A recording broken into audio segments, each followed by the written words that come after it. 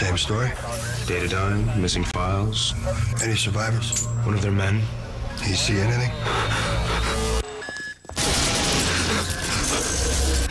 Whoever it was a real pro. What, a hit? No. Given the history of this place, revenge. Joanna. Rated M for mature.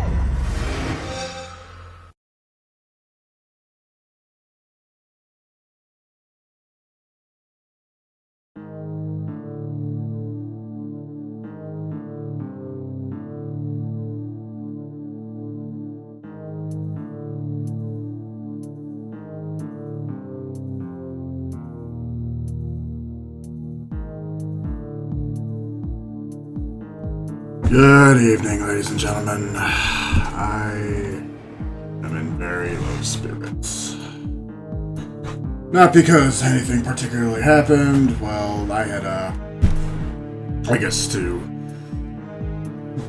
how to say it in layman's terms. Off to a big start. I never know how to fucking start.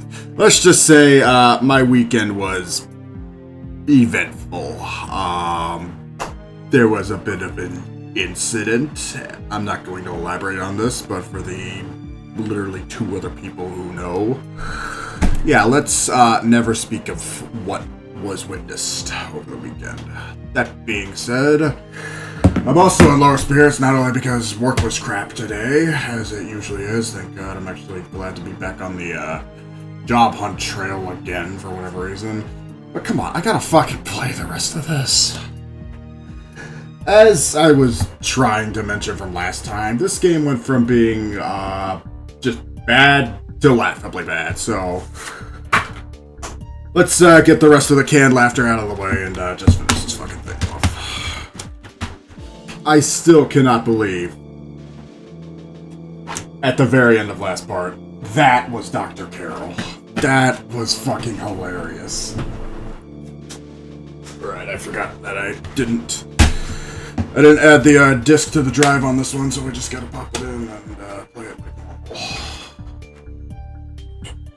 That also said, anecdotally over the weekend, I'm gonna try to stay as sober as possible for the rest of this week.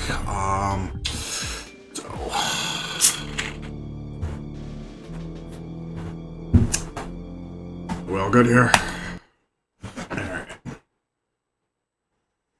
Yeah, much as I admitted it, much as I'm the one to bring it up, much as I'm the one to bring it up, I really don't want to talk about this past weekend or what happened today, so let's just get through this and move on with our lives, because that's the general premise of the atmosphere here.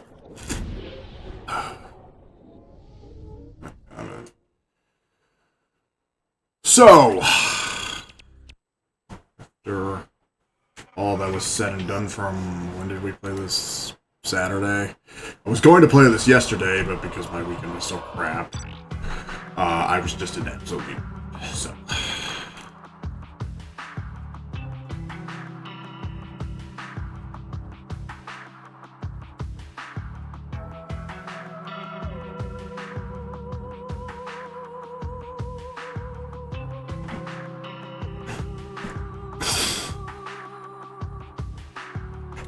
Okay, I'm ready. Fortunately, I mean, we're already halfway through this campaign, and it doesn't look like there's terribly much left after this. I mean, we have, what, six and a half something missions to go? Okay, so where we last left off, we met Dr. Carroll, I laughed my ass off, and then got betrayed as per custom.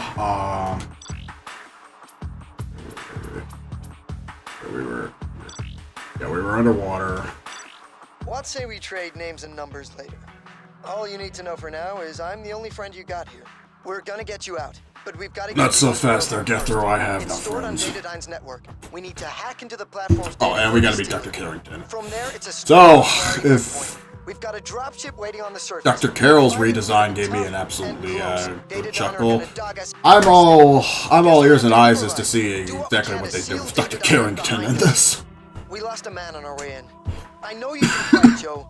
I just hope you're up to this. I'm not really, but I don't have much of a choice. It's just so tough. Yeah, things are kind of just going bad to worse over in the Voorsanger cloud mindset right now. I mean, the job is terrible. The job hunt is going sour. I'm playing shitty games at my own personal behest. This past weekend's movie was so awful I don't even want to mention it. And this is what we have going on for next week. So I'm having a grand old time repeatedly punching myself in the guts.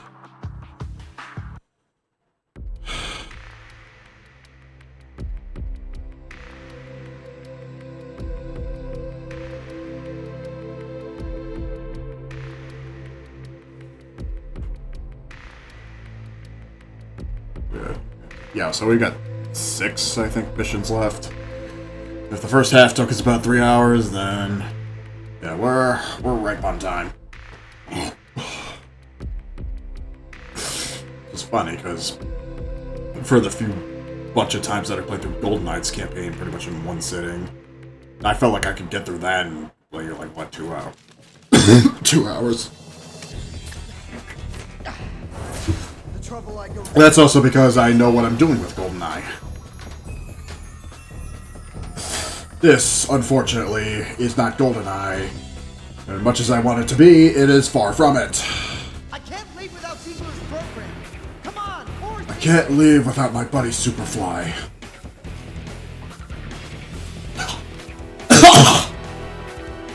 That also said, I was coughing really bad yesterday, and what fucking day is it today? It's Tuesday, so yeah, I was coughing really bad yesterday, so there might be a little bit of that. A little bit of that today.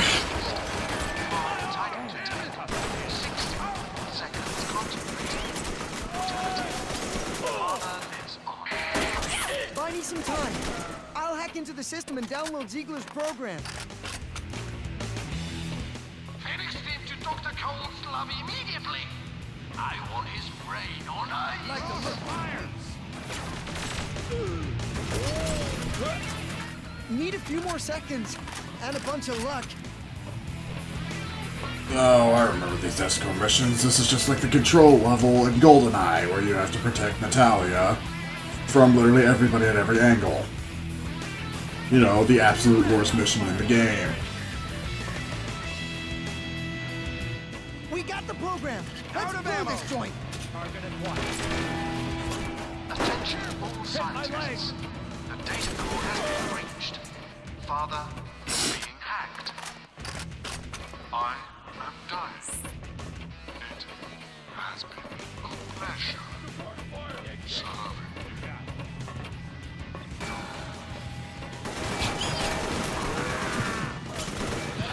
And once again, I know I'm playing on easy, but this is kind of a little too medically easy.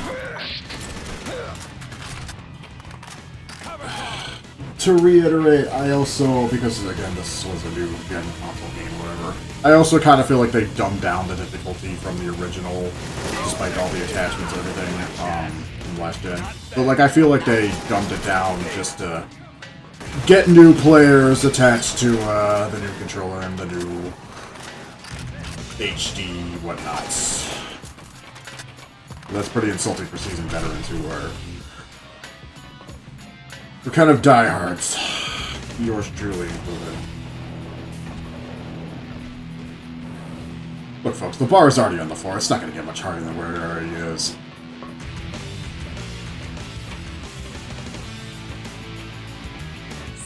Joe, you want to grab your explosives? Blow the pneumatics and we can seal that door. That'll put a stop to anyone following us.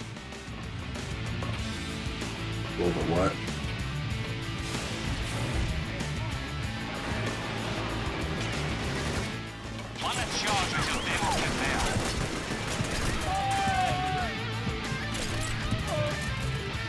Oh, lovely. I gotta do that right here, huh?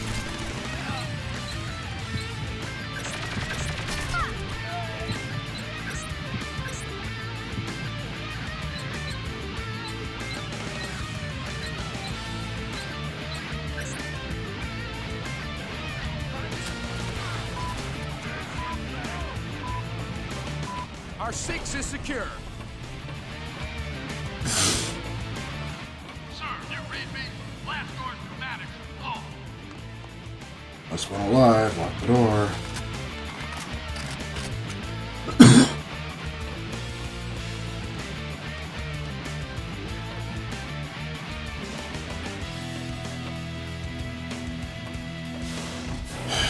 Satellite construction. ASAP.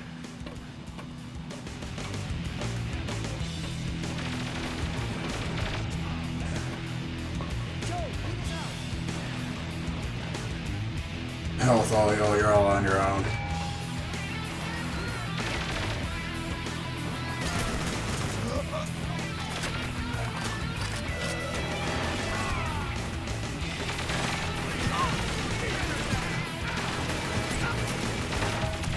Why, again, why does this feel like it has half the enemies that it should? Like, if I was playing this on a harder difficulty, would it actually have more enemies? Granted, might also be draining faster.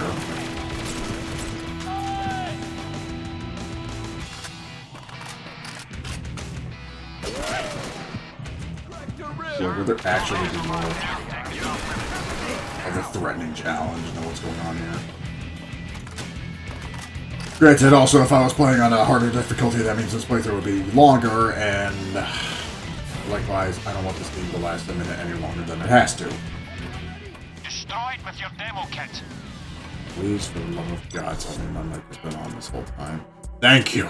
Okay, jeez. We are encountering heavy resistance. All security to R&R. We got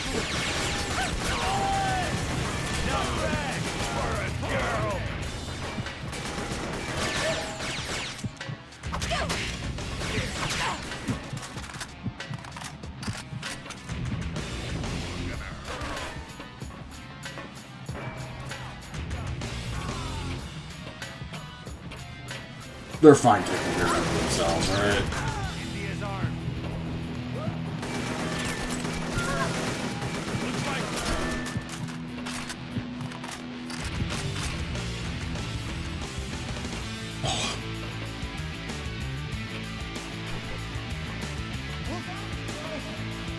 I've come this way.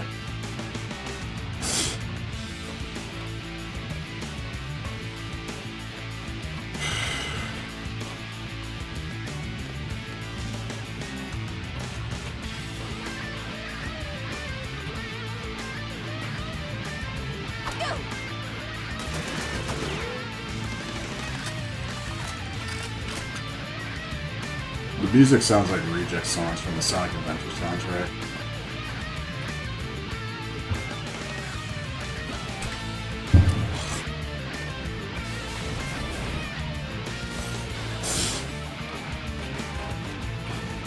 At least they actually also give you checkpoints in this one. I terribly need them, but...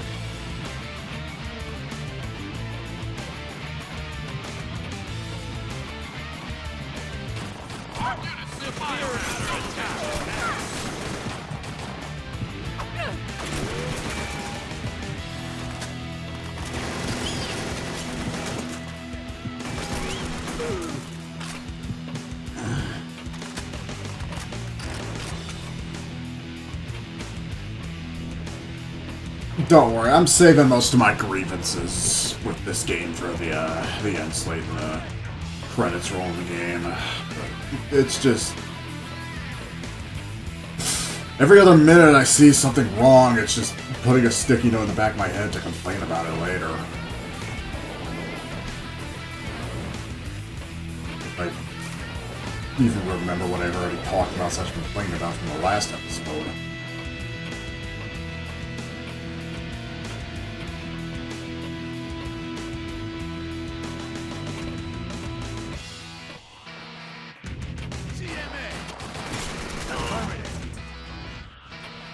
There's not any, like, time. So that was the other thing about, the original Perfect Dark that I haven't even noticed here. I don't know if it's just because I'm playing on the easier difficulty, but, like, is there any merits to beating the game, like, or beating the levels any faster? Because, you know, like, you play Goldeneye and Perfect Dark. if you beat the missions in a certain enough time, then you'll usually unlock stuff. It feels like they gutted that in this game. So I haven't seen, like, any notable unlockables. Not that I really need any unlockables. Because... likewise, this game multiplayer sucks.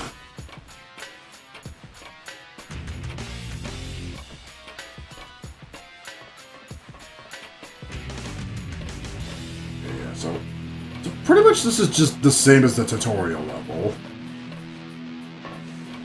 In that case, how the fuck did I already forget about this?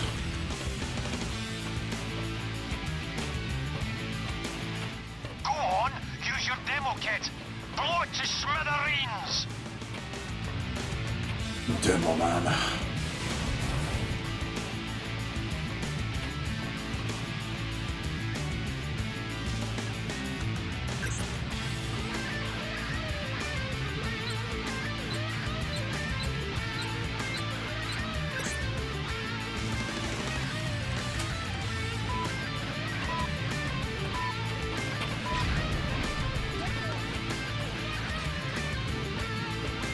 That's what I always tell Adam when I'm backing up out of my car in parking lots. I have no idea what it means. Didn't really mess up day in the army.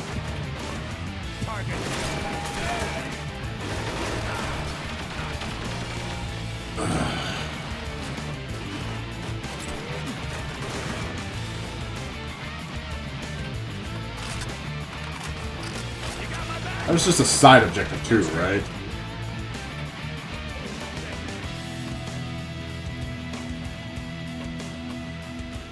Yeah, it was. Great.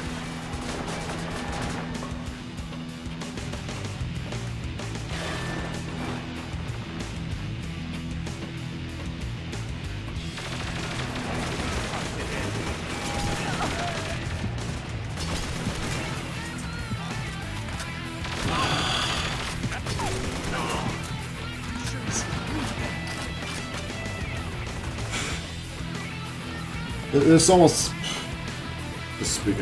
Just speaking my thoughts out loud, but this almost kind of feels like if Bungie somehow decided to come back, make a new Halo with the dev team that they have now versus, you know, the original dev team. Would it technically still be Halo, or would it just be Halo in name only?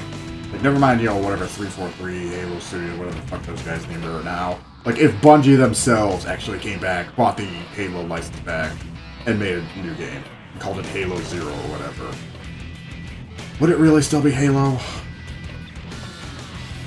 No. That fight has long finished. And we know it.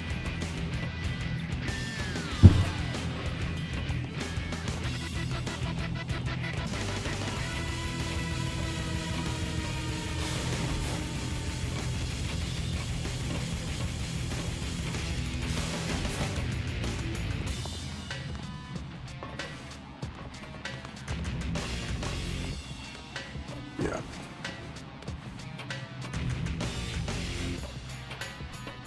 When's the new Halo? When's the new Halo even supposed to come out? The remake of the campaign of Halo 1. Not the multiplayer, just the campaign. Because, you know, who buys Halo for multiplayer, right? What the fuck is Microsoft doing?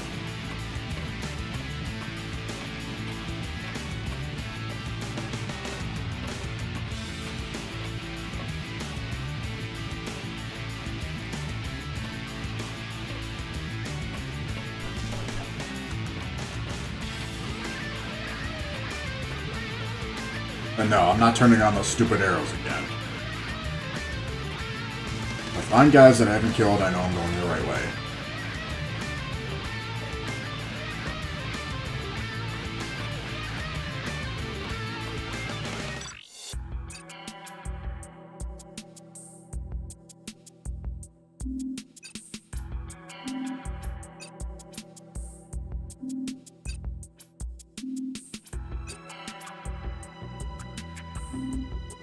There really was no point to for the Samsung advertising scheme either.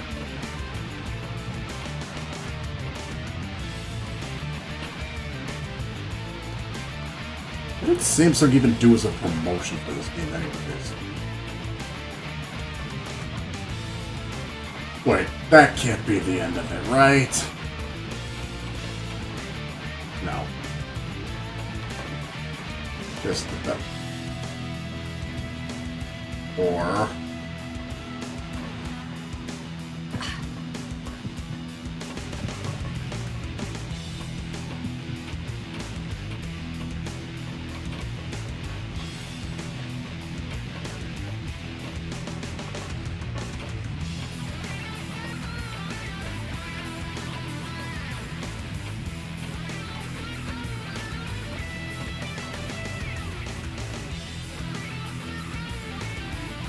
Right, you can't just latch onto it and climb.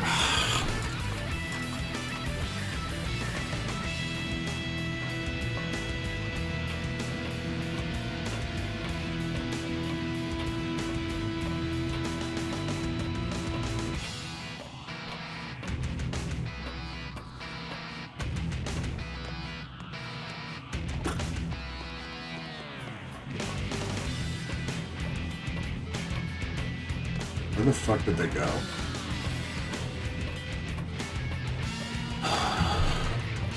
You know, again, stubborn as I am, I literally have the guide right here that I don't want to use because it'd be insulting for me to use a guide for this fucking game when I needed it for my last game.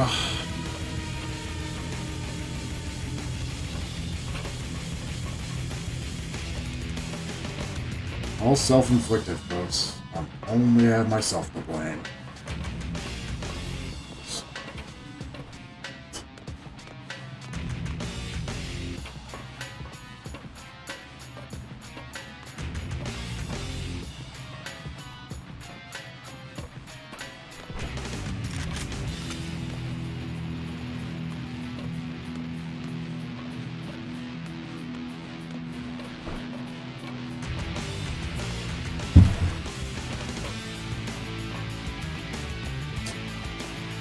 So, went that way.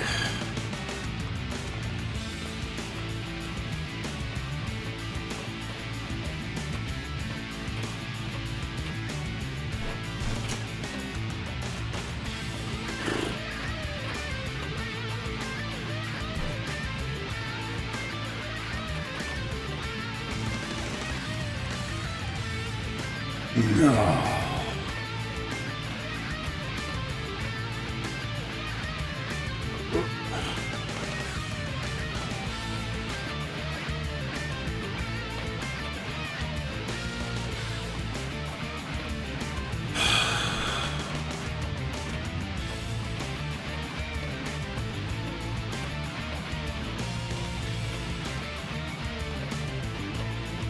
Never mind, they were all here to begin with.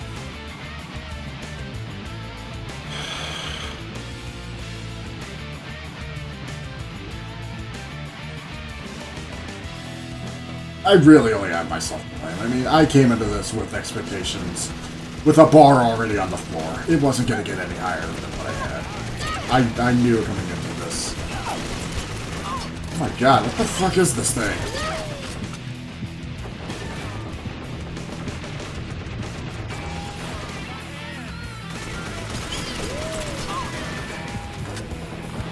I knew coming into this it would be bad, so... Do I listen? No. Why would I? How long have you guys known me? What crap is that thing?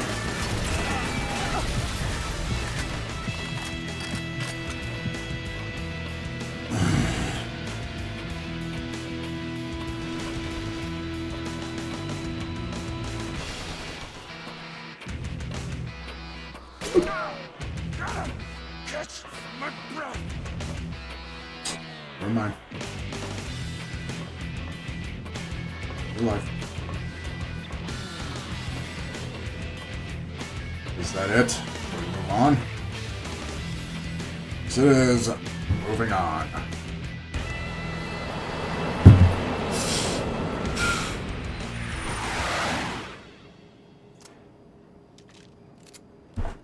made a pretty good team back there. The file was right about you. We. The U.S. Army has a file on me? The Army? Their budget wouldn't cover our paper clips. If you're not the Army, then who? Package secure. Initialize the sat link. Let's get the old man on the hollow. Whew, that was hot work. Boy, do I want a cold beer. What I want is... Answers? Here you go. Mr. Steinberg, you have our guest? My condolences, Miss Dark, on your father's untimely passing. Who the fuck is this? What? To start, I'm Daniel Carrington, founder of the Carrington Institute. Carrington. No way. I was retrieving before Datadyne could. He and Dr. Cano were working on a computer program. No fucking way. Your father's death was a consequence of Zhang Li's pursuit of technology, which Ziegler's program's helping them to locate. Again with the confusion. All I care about is putting Zhang Li and his bitch dog. Really? Mayhem is presently using the Ziegler-Caro program to decode the glyphs at a dig site in South America. Then I really hope that's where this bird's headed. They seriously just turned Dr. Daniel Carrington into fucking Highlander. Into Obi-Wan Kenobi Highlander. No, that can't be. No fucking way. Ow.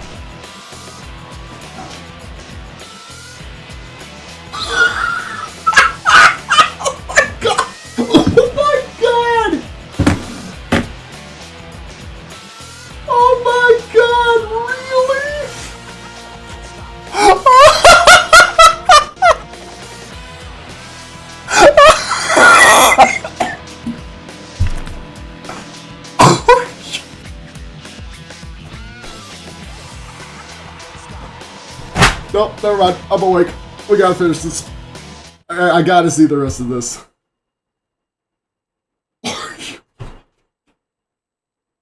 This is a recon op, Joe, not a personal vendetta. I know you want revenge on Mayhem, but as long as you're aboard an Institute dropship, you'll obey my command. Understood? Jonathan's team has made a safe landing. They've shooted in south of Mayhem's position and arranged... Was he even Scottish in the original game? I thought he was British. One's going to take you. Hold on, we got ground fire. No, I thought they were all British in the original game. We lost our How the escort. did they turn this guy into goddamn Scrooge McDuck? I gotta set this baby down. What in damnation's happening? Apparently Datadyne were expecting us. Defend our dropship, Joanna. Bloody Mary.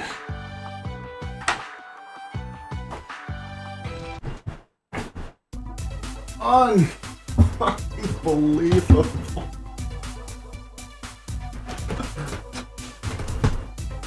You all know what Dr. Carrington looks, or you all know what Daniel Carrington looks like in the original game, right? How did we get here?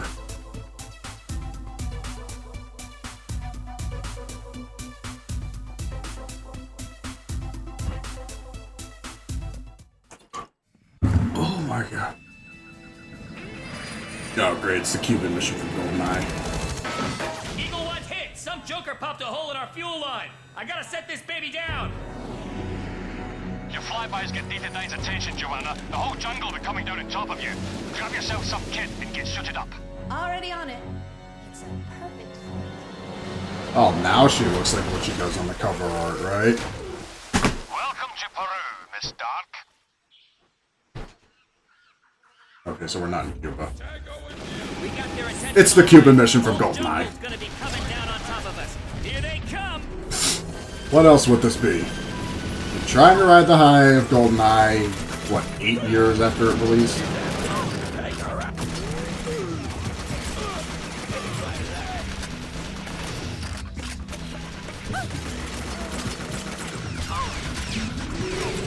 Ride that wave all you want, boys. You're never gonna get that perfect 10 like you did the first time. Figuratively and literally.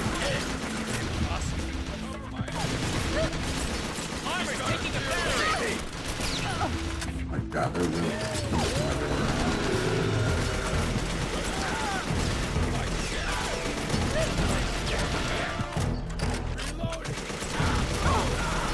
We just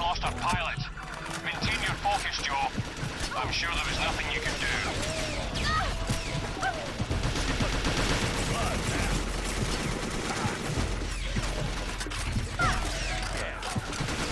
I mean, I'm only just shooting from every goddamn direction like it's fucking Vietnam.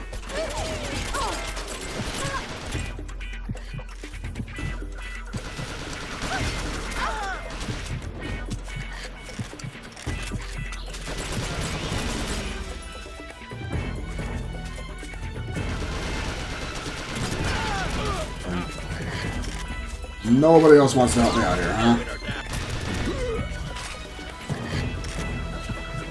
Oh, lovely.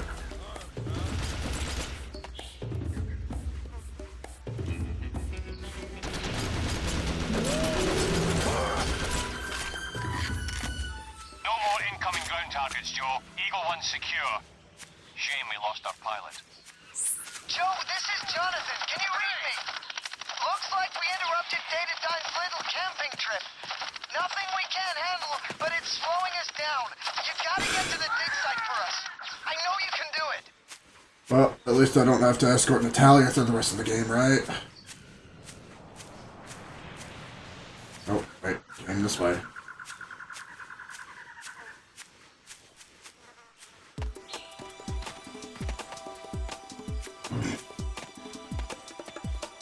I really wish there was an option just to switch to the GoldenEye soundtrack. Did they have the soundtrack? Did they still have the license for the soundtrack for the N64 game at this point, or was that handed back to Eon?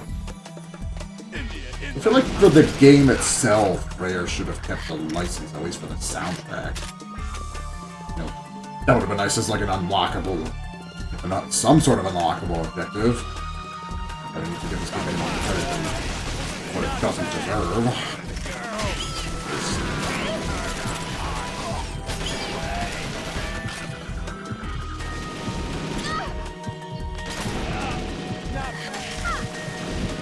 I'm still alive.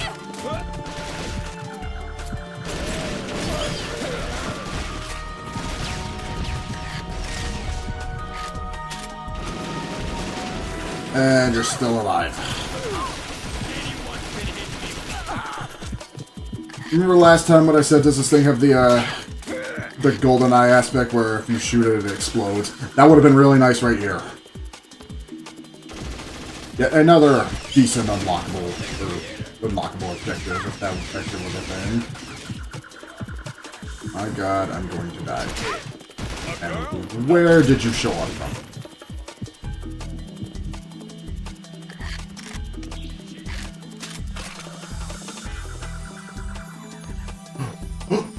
Yes! Okay, good lord.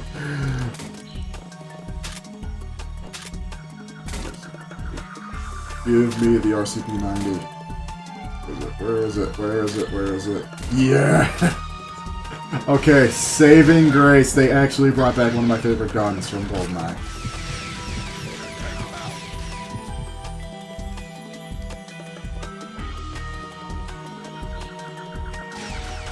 Oh, I'm gonna go ham with this damn thing. Damn it! Dark is down.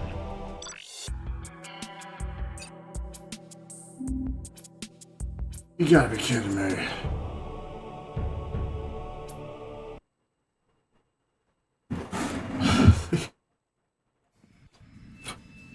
They finally give me one thing I like. Infantry are heading our way. We gotta secure the dropship. And I gotta get this again. Drop them. They finally give me one thing I like about this, and it fucking isn't great.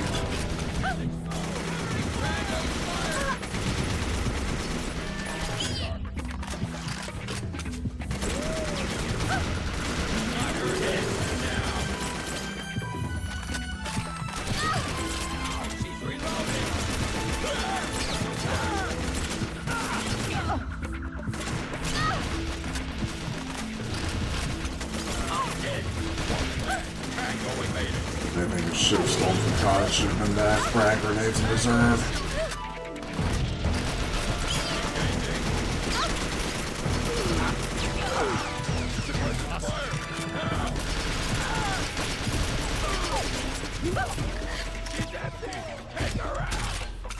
Body shot's gonna be busy if we make it back.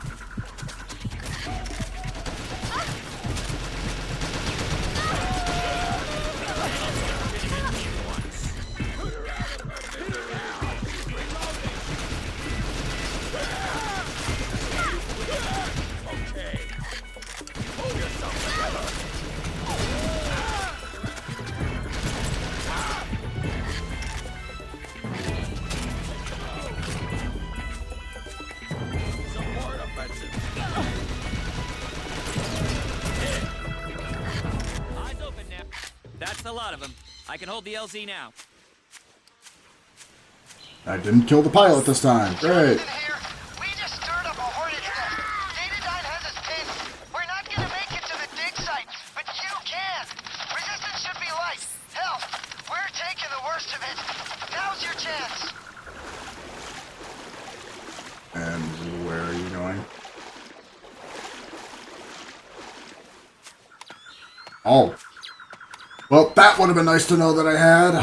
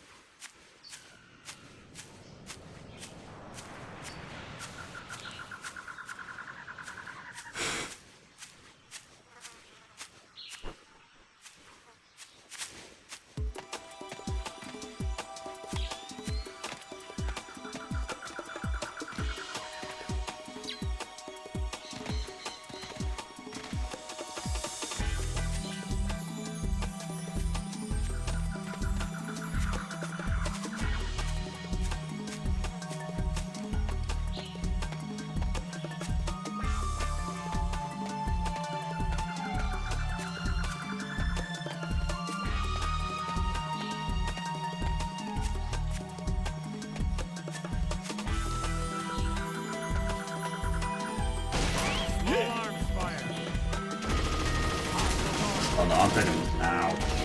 I'm taking it now.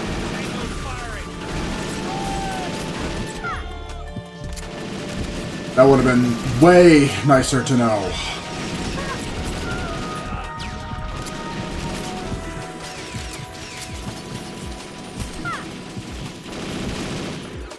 Oh, bless the RCP-90 for being able to shoot through walls.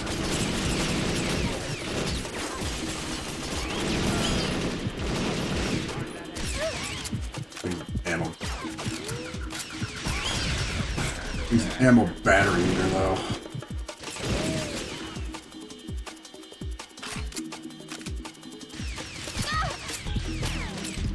Just when I thought this game was getting hard.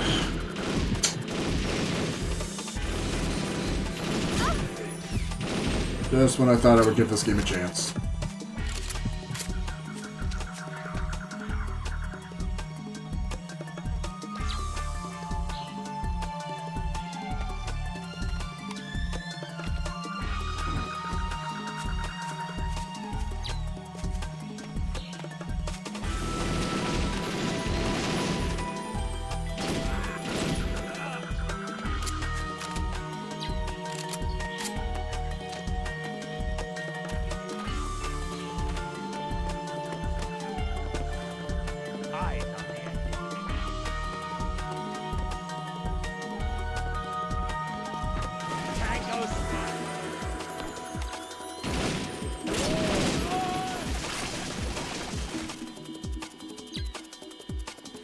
Where did I find that out in that? RCP-90. Granted, you know, for this level of GoldenEye, everybody had M16s too, and those were super heavy duty.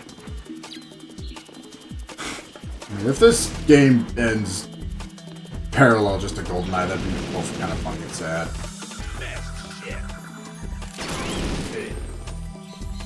Yeah, there it is.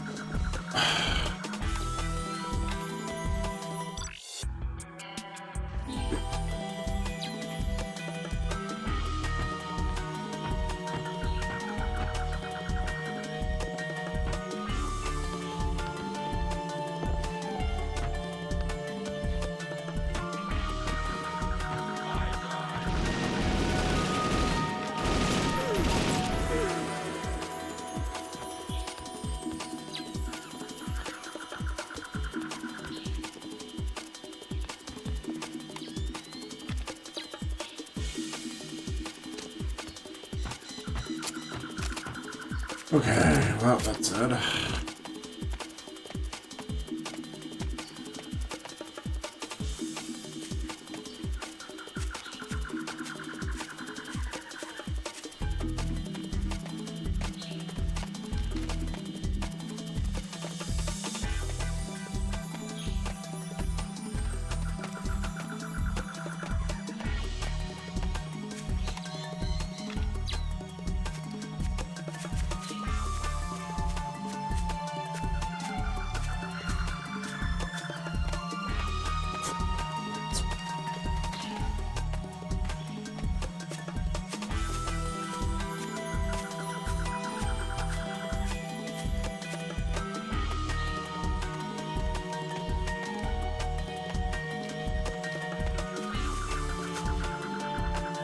Ah, okay.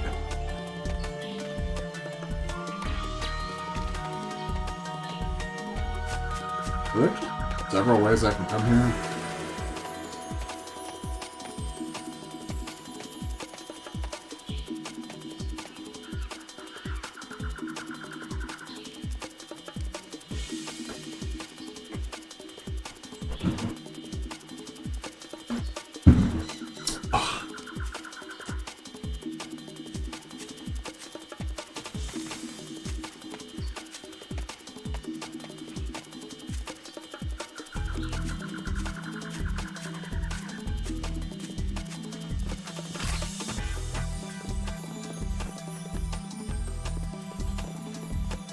At least you don't have to radio signal while the radio's next to a bunch of explosives, like the cavern up on GoldenEye. I'm just trying to keep myself as somewhat hotly occupied as possible by comparing to a better game that's rare.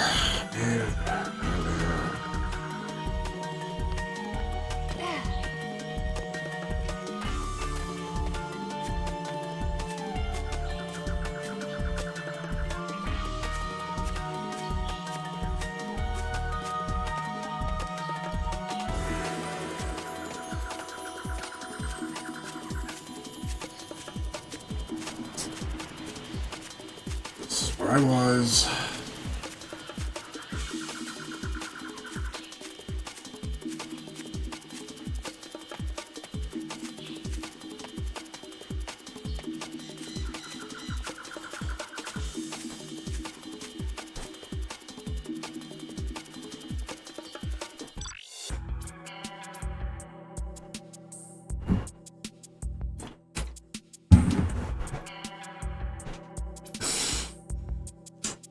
All the path through the middle of the big side or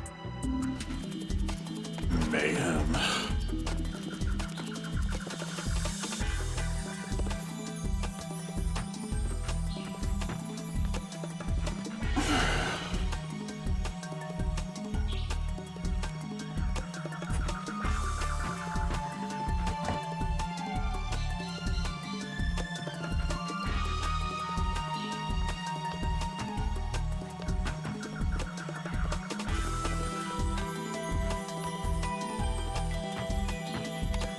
Just saw somebody move. Oh, they're all gone and all dead.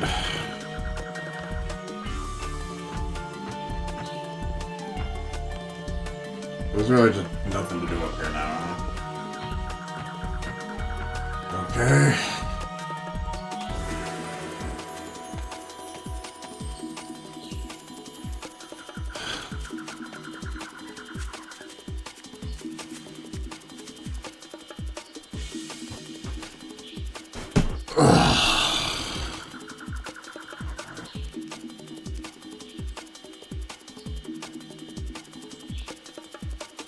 Village.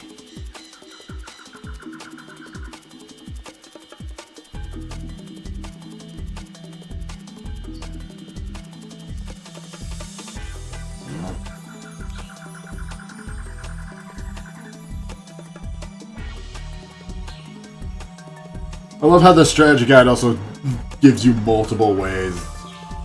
Like, it's not just one direct route, it's also multiple ways on how to beat these objectives. And here I am just going Hong Kong or Kimbo Rambo through all this crap. Okay. There's actually extra objectives for co-op mode. I wouldn't dare have anybody sit down and have to suffer through this with me.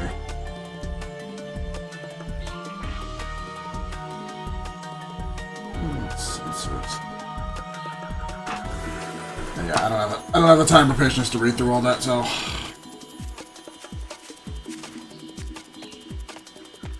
I don't even know what it doesn't even tell me what like difficulty the guide routes are for. I'm assuming it's just for like the highest, hardest difficulty.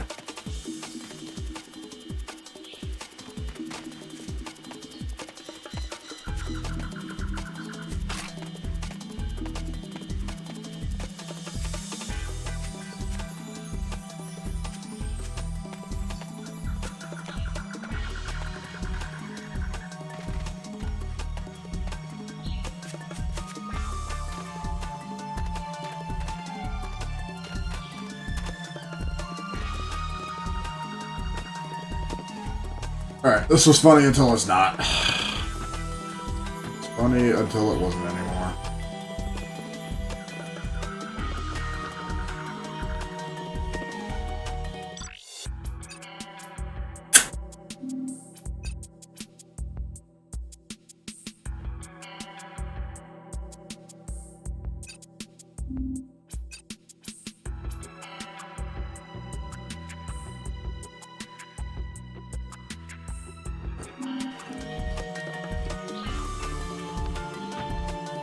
I'm gonna be pissed once again if this was all just a huge distraction for nothing.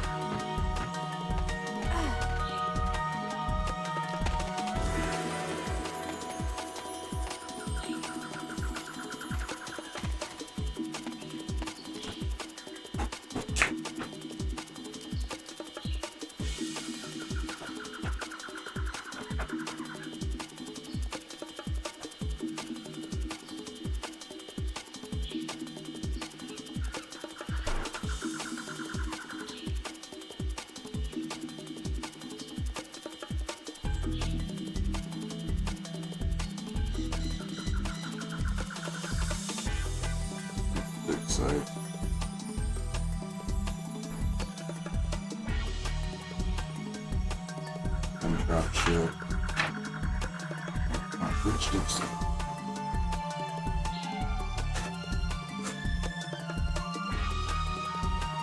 Oh, okay, here we go.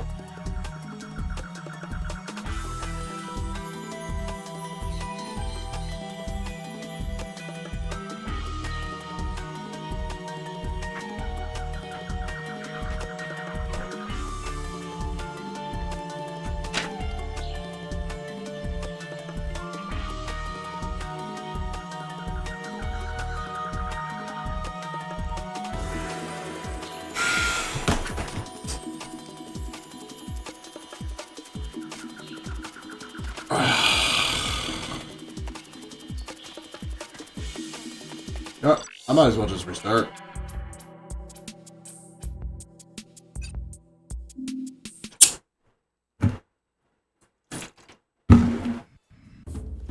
I really might as well just restart because all that was absolutely for nothing, as I figured.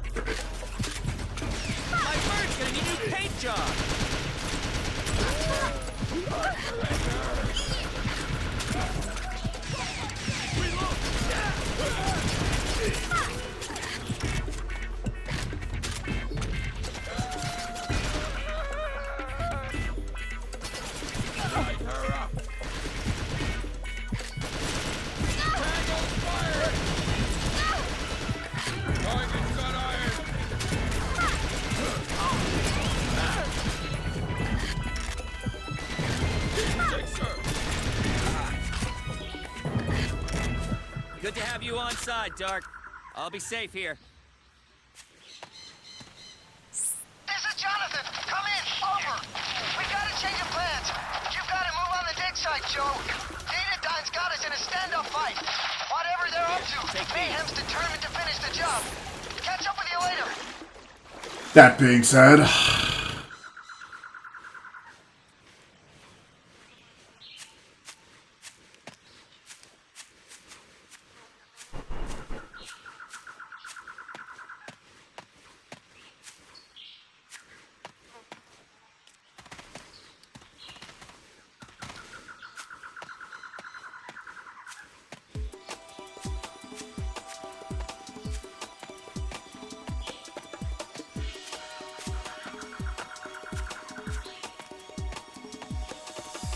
Oh, fuck. Wait, really? We got weapons fire.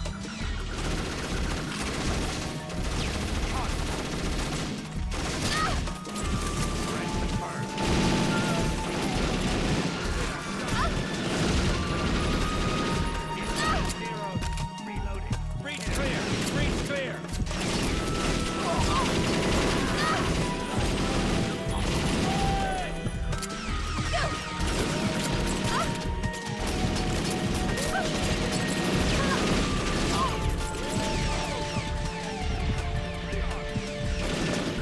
Abnormal life signs from Dark. Oh my god.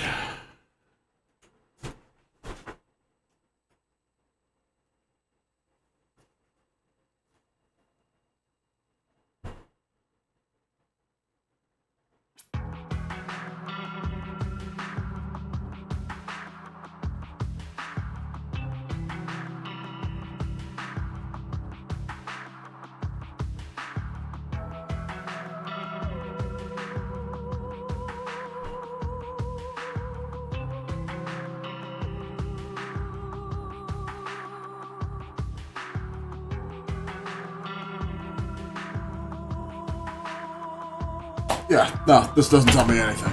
Great. Doesn't tell me anything This is on a where to go. recon op.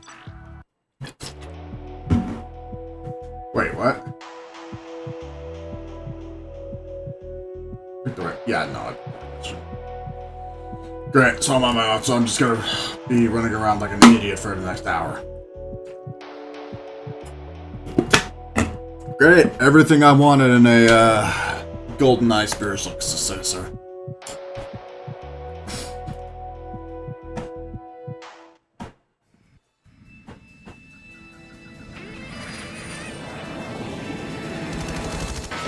Eagle 1 hit! Some joker popped a hole in our fuel line!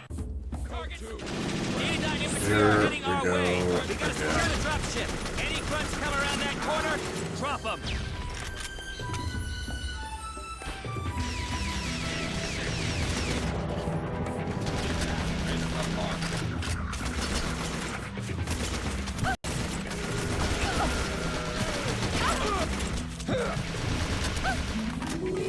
So, going to the right as advertised, if that's what we're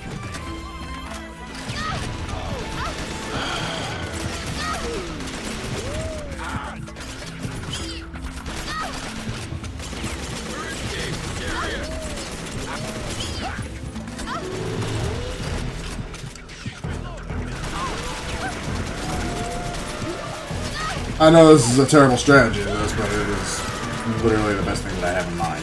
Just going around and spraying and praying like an idiot.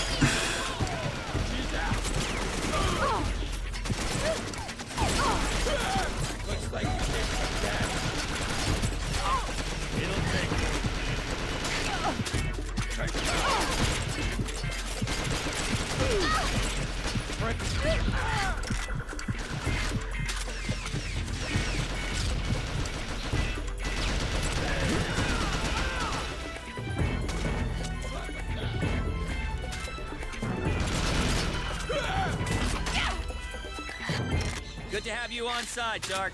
I'll be safe here. Jonathan here. We just stirred up a hornet's nest. Datadyne has us pinned. We're not gonna make it to the You're gonna dig need site. these if you wanna see You shit. can.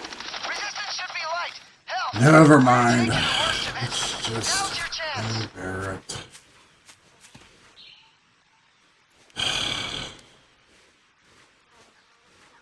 It really just never got better, huh?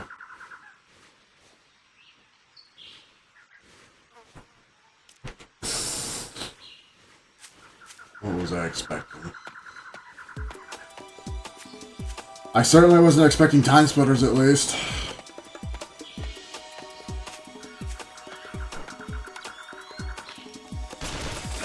Over there!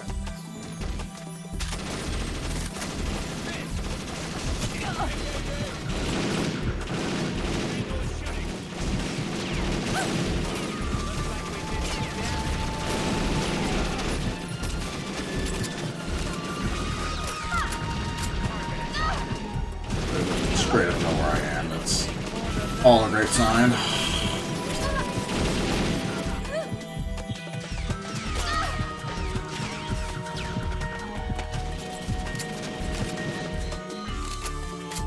Just stand back and take 1,000 bullets like a man.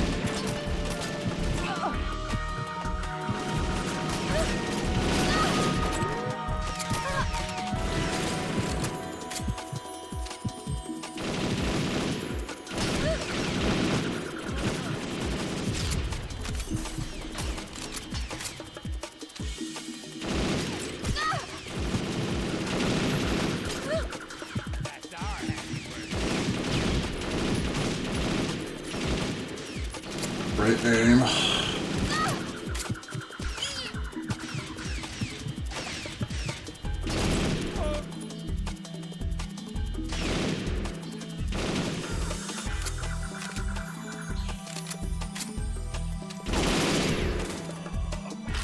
God, what's wrong with me today?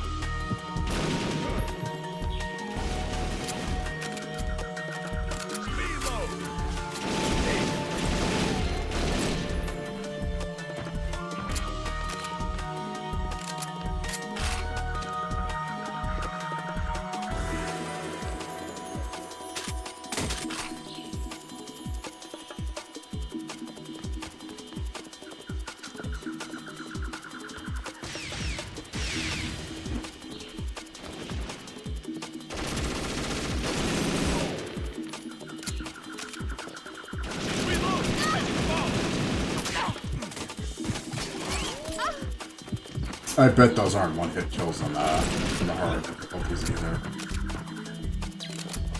Okay. No, we're still not done.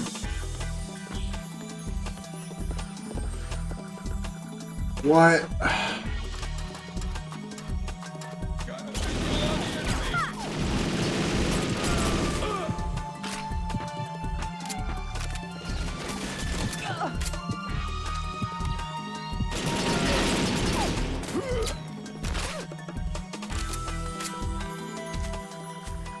So one house in that entire village, I didn't check if there was an extra ladder in there.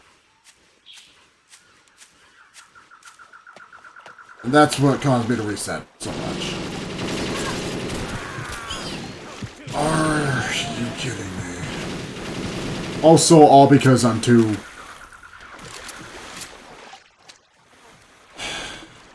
ignorant to turn the fucking waypoint arrows back. So much of this is all on me.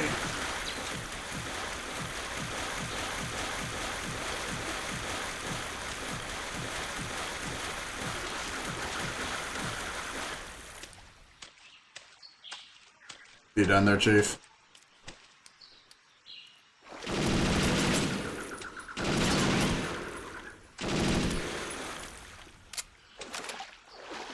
We put the fishes, pal.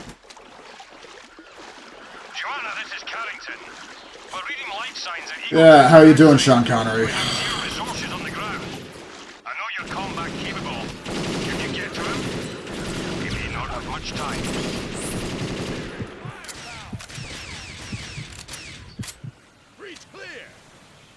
What do you mean rescue dropship pilot? No, I am not going all the way back to Stark for this guy. No, for absolutely no merit, I am not going back to that guy.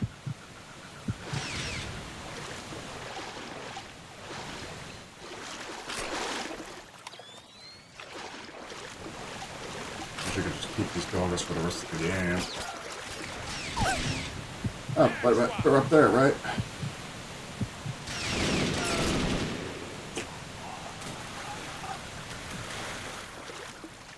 I'll give you a name in my splash.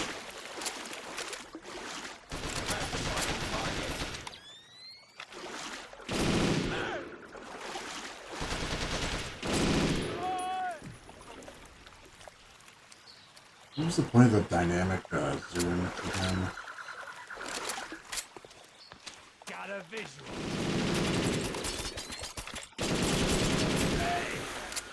They're not blocking me from my aim, right? So right now, I'm aiming like the average stormtrooper.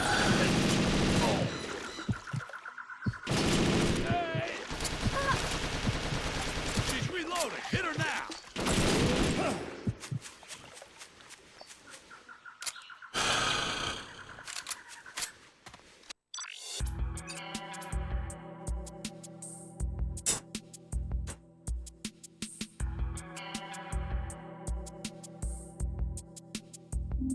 Joanna, Datadyne has our man. His signal's on the move. Pursue him and take out any Datadyne escort. I don't really want to.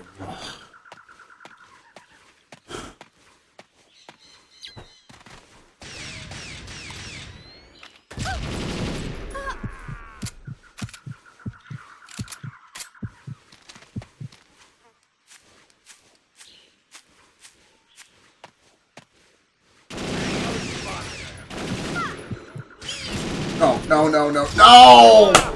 God! Do you read? Oh, please don't make a checkpoint.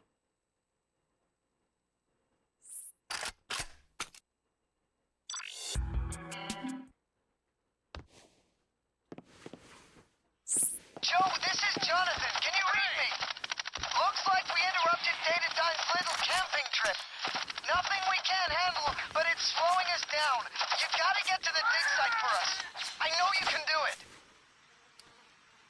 Swear.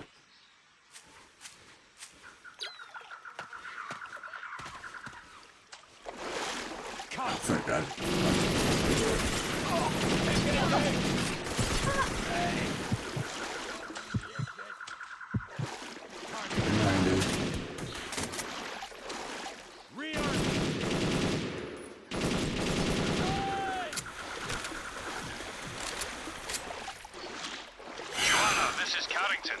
We're getting a weak signal from Eagle 2's transponder. We can't leave our pilot behind.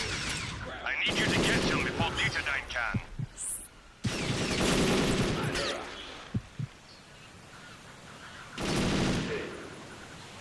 Not falling for that again.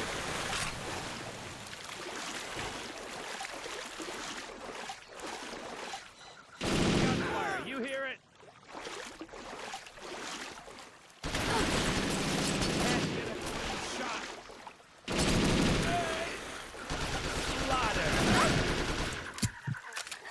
Speed load. I'm not even trying for stealth anymore, really. I'm literally just trying to get through this level as fast as I can. Change him out. Oh, it's not hold, it's just toggle. That was killing me in like 2 hits over here.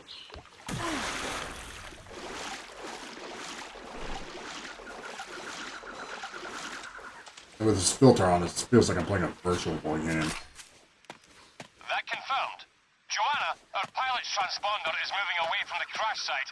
Datadyne must have found him. You have to keep tracking him.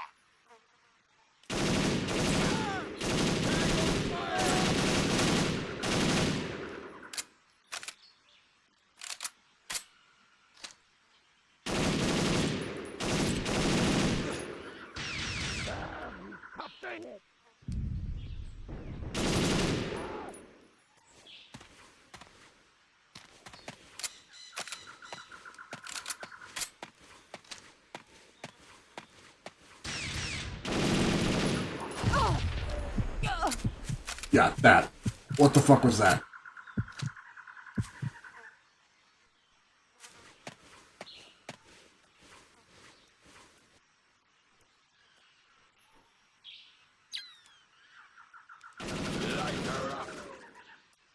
Code red, code red. Oh my god. Oh, okay, this is bad. This is bad. This is bad, bad, bad, bad, bad, bad, bad. We just lost our pilot. Maintain your focus, Joe. I'm sure there was nothing you could do.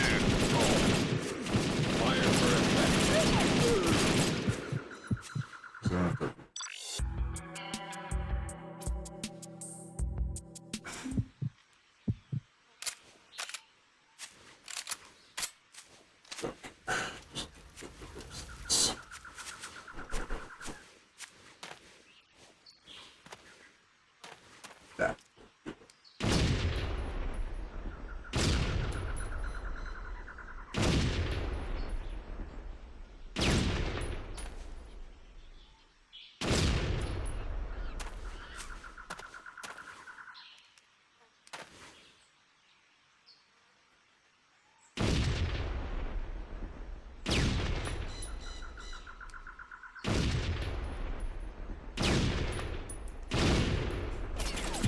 Oh my god, how many of these fucking Pop-Tarts are there?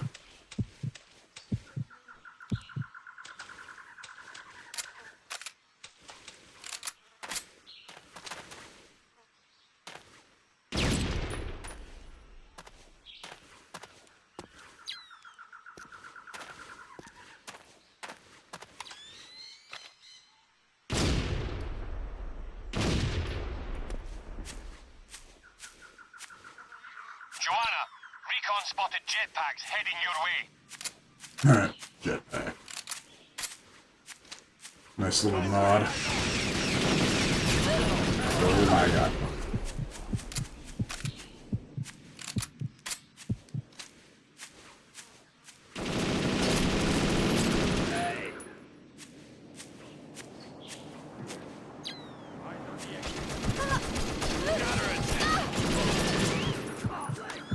Oh, now I get it.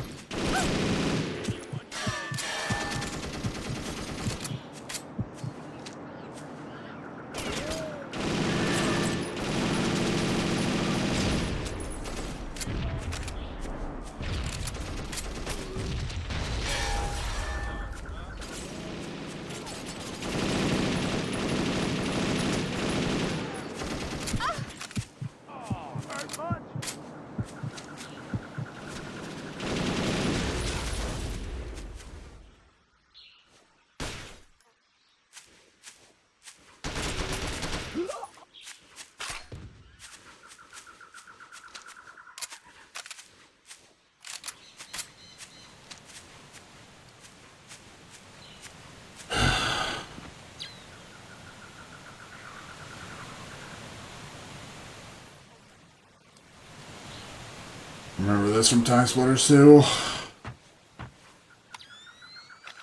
Just all makes me wish I was playing a way better game. Oh, that's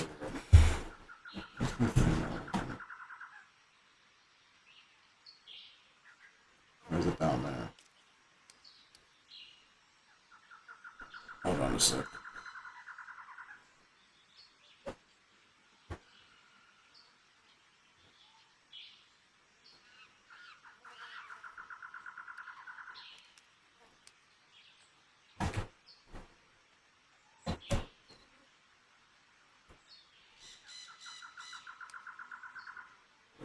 Some shit. Yeah, it's alright. Take a look at it.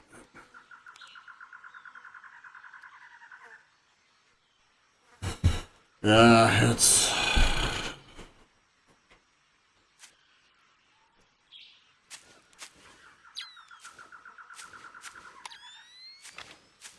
Hide the light.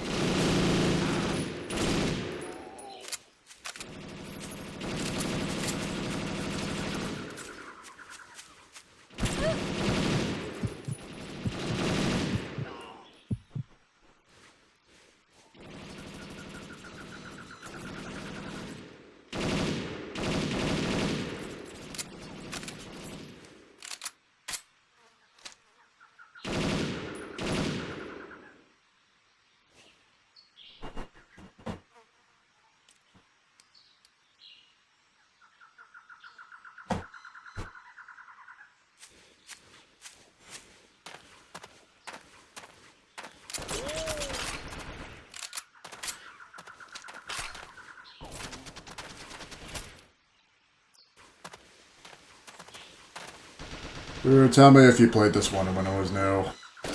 Or if you knew anybody who played it. Or if you knew anybody who liked it. Otherwise, I take it everybody just kept on to their N64s and played GoldenEye Perfect Dark. Or moved on to Time Splitters. Because this, once again, is Perfect Dark in name only, made by Rare in name only. It is nothing. Nothing like the joy and inspiration that Perfect Dark is known for. Not to mention that none of the guys who worked on the original Perfect Dark worked on this one. All moved on to highly greener pastures. Okay, now it's working. Do we have chat down there? We have chat. Move chat back up. Yeah, I thought my chat box was working. That's why that's fine. Anywho.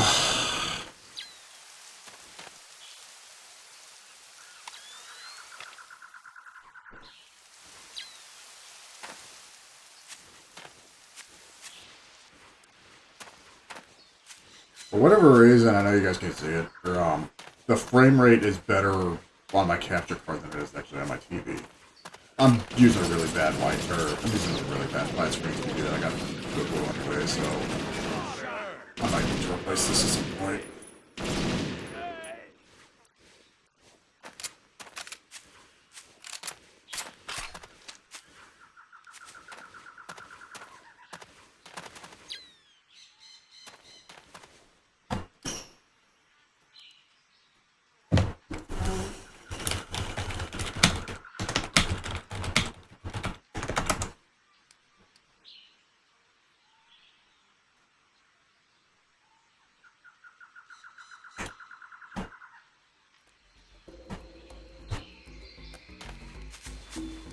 I just want to be reminded of a better game right now.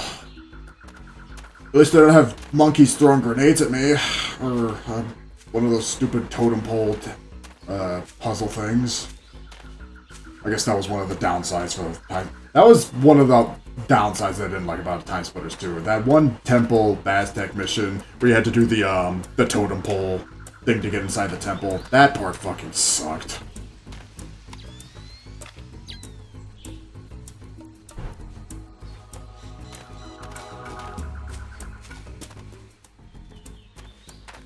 That was one of the worst parts of that mission before the Robot Factory. Alright, where the...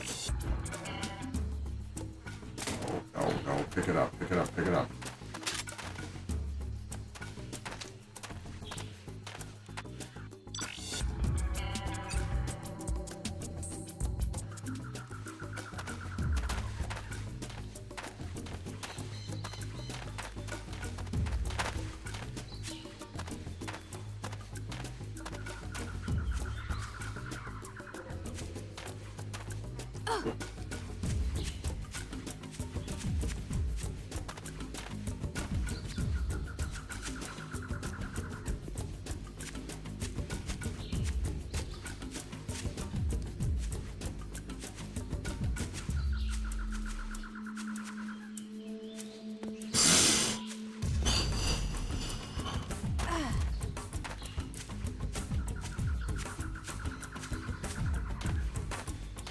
And I wanted the authentic, Perfect Dark experience of running around trying to figure out where the fuck to go without the stupid arrows on the ground from this game. I asked for it. Oh me.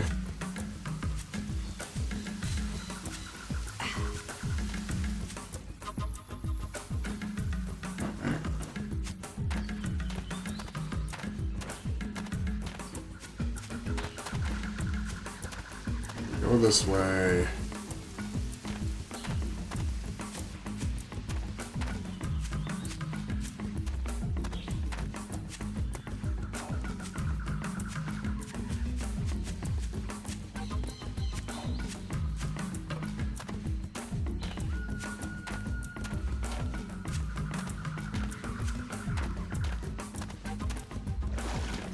It'd be nice if it could at least give me something warmer, colder. But.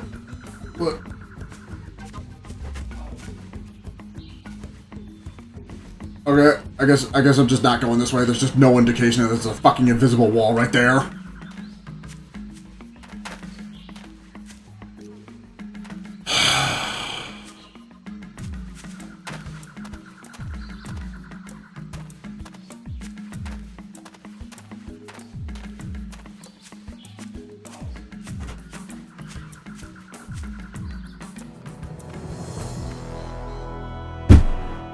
Look at that, mission ends abruptly. Thanks to the book for telling me absolutely fucking nothing. You're gonna want to see this. Relaying my signal now. $10 at Best Buy, my ass.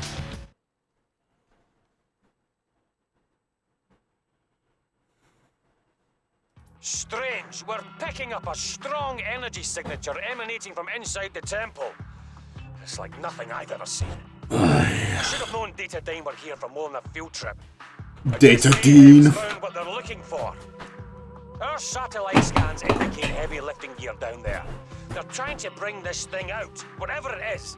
Get a tracking device on it. Oh, you Let's see what it Scottish leads us. Blarney Stone. Infiltrate the temple. Watch for traps. It's sure to be full of them. Sabotage the lifting gear if you can. That should slow Data Dean's extraction down. Do you have a box? Yeah, sir, if you weren't here earlier, they turned Daniel Carrington into fucking Highlander. You want to see what he looks like in this game? Hurry, Joe. You don't have much time. Be prepared. That's Dr. Carrington. I'm not kidding. That's what they do with Dr. Carrington in this game. Turning him into a goddamn Scot.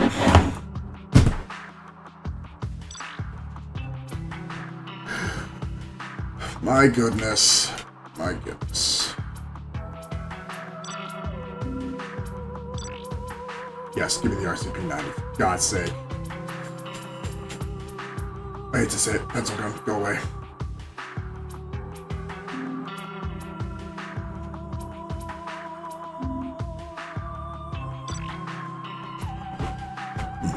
Letting you choose your own weapons for the missions, though, that's a nice touch.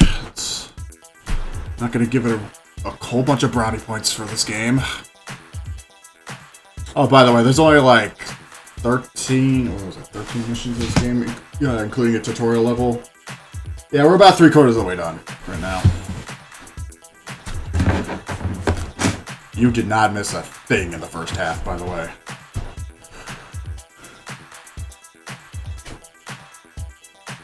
Yeah, I wasn't a fan of Joanna Dark's redesign, You're a half-wit, man.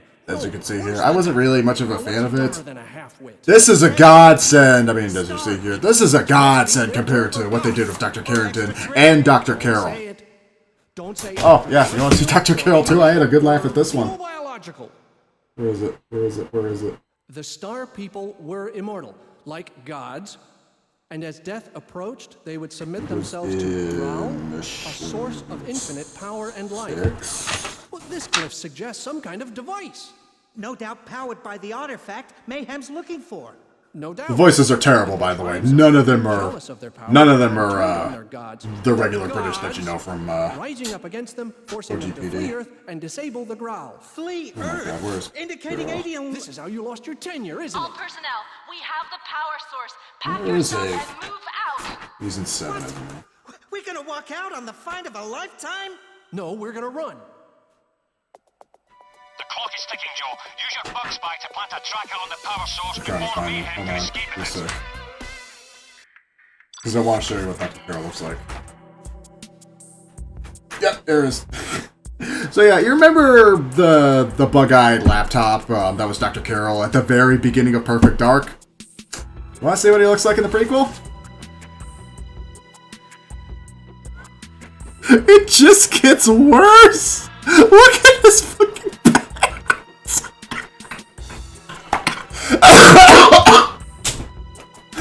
You just need to see it again?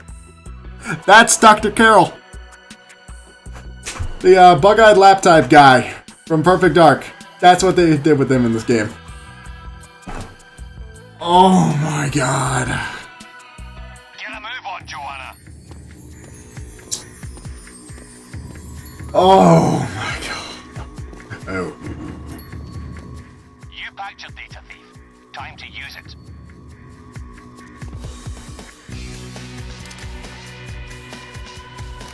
Yeah, so you can hack things in this,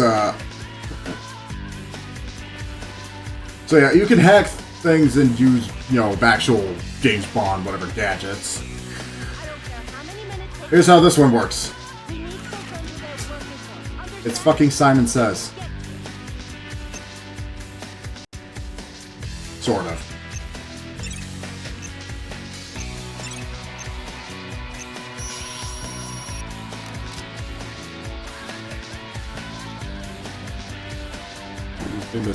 Yeah, that's what I've had in mind, because obviously, you know, most of the guys who worked on Perfect Dark that you know of, who worked on GoldenEye, whatever, those guys were gone before Perfect Dark even came out. Those guys went on to make, you know, Time Splitters. Those are Free Radical and everything. Which, mind you, Time Splitters Future Perfect came out later, or earlier the same year too. I'm willing to bet, a donut even, that most of the team who worked on this game never even played the original, much less worked on it. Did any of them even see GoldenEye? Play they probably played GoldenEye, but like...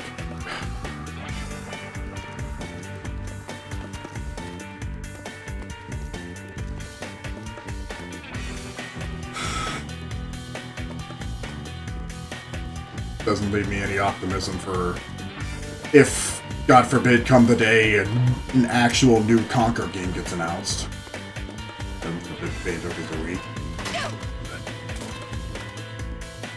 Oh, great, and I lost my goggles too.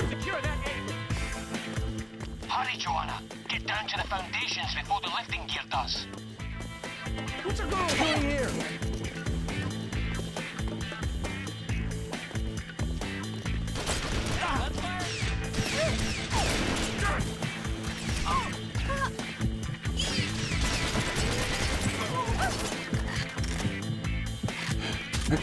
I just don't believe it with all the hype that was leading up to this game. I mean, after 5 years in development, the development time at least made up for it, right? But like after 5 years, going into a brand new next-gen HD console, God, it's not even a night and day difference. It's like there's almost nothing to compare to.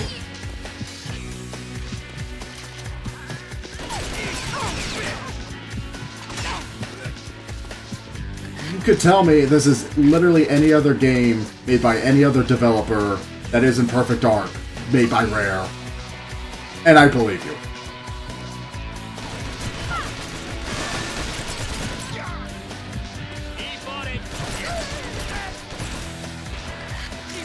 At least the soundtrack's okay. Would I buy the CD for the soundtrack just based on the gameplay? Not really. Would I buy the CD soundtrack, or the soundtrack CD or whatever, if I spun it out in the wild? Maybe another like $10, maybe. I wonder if the exchange ever has any properties. Okay.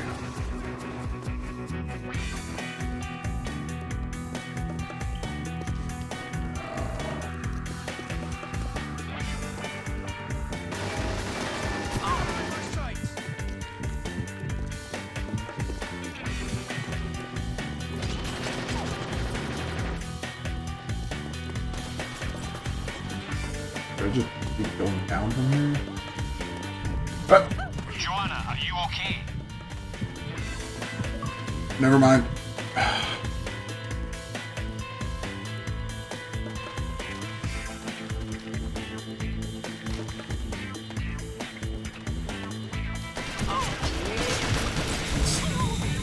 It's one way to travel.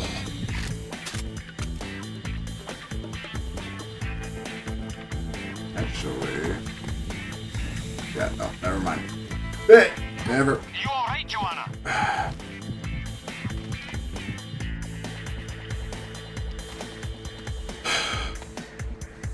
Man, if Tomb Raider was an FPS, huh?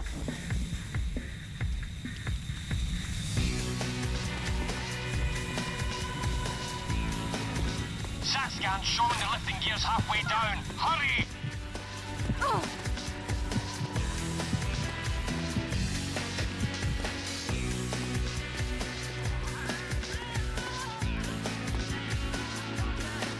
There actually is fall damage in this, by the way, Bruno.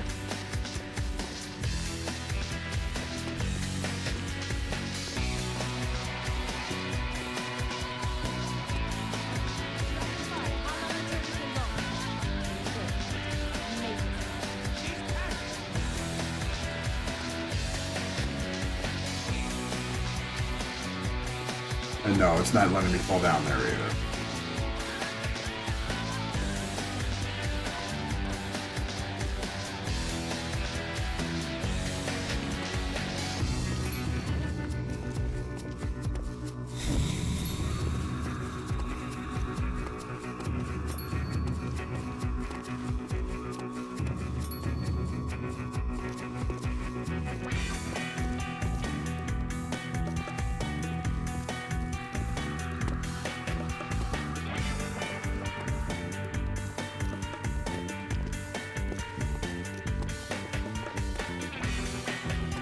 Okay, wow.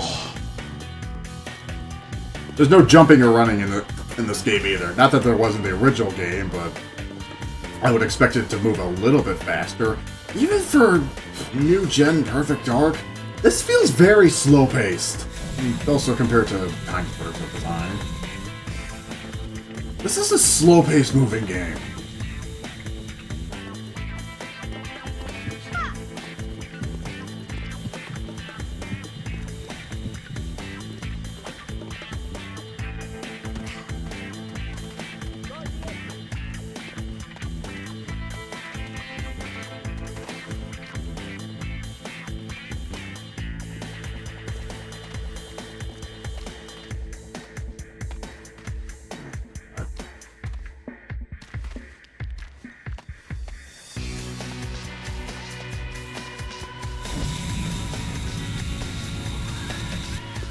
Shoot these to turn them off? No.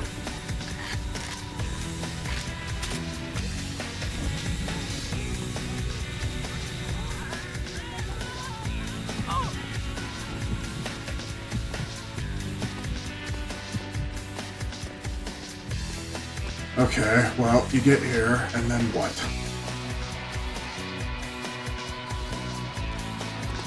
Can't go down there.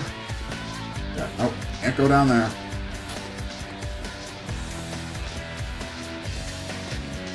Can't go over here. Nope. You're running out of time. The lifting gears almost made it down to the foundations. Okay, yeah, I'm restarting this one.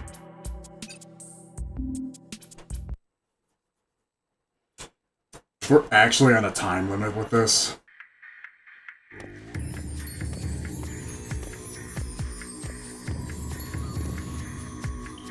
Hack it with your data thief.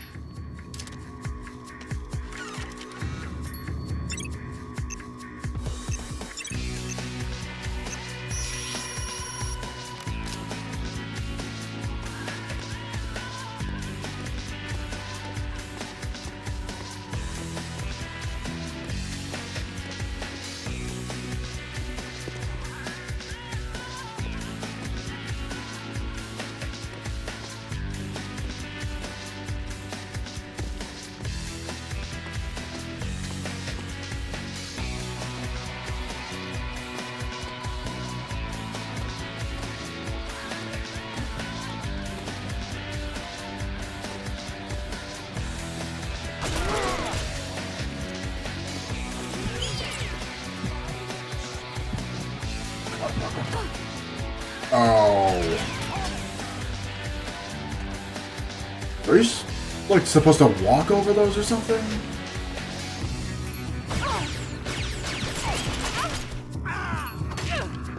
Break in! Security!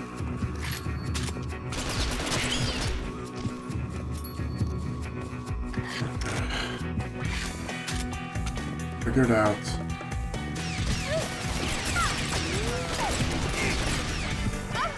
Pretty much if the last mission was the Cuba mission from GoldenEye, then...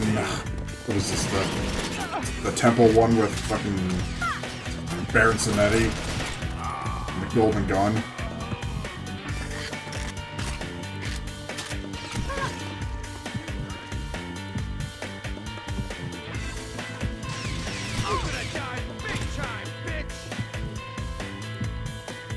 I don't have time for this.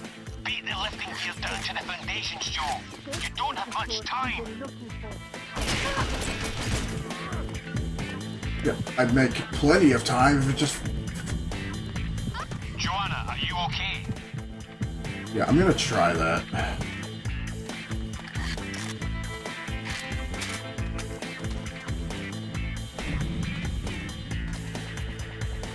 Hello?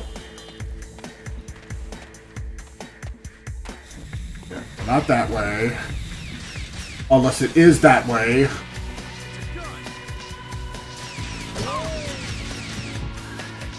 Yes, you just have to walk over it.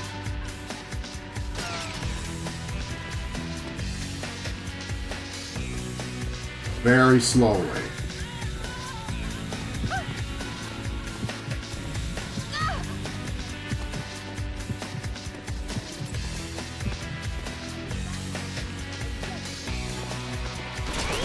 But then I get to here, and then what?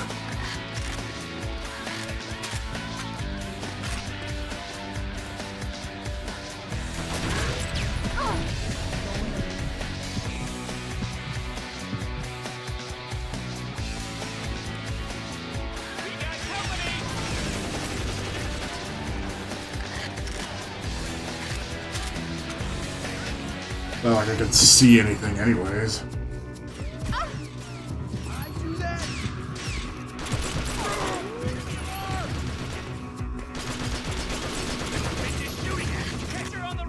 Yeah, no, can't go this way.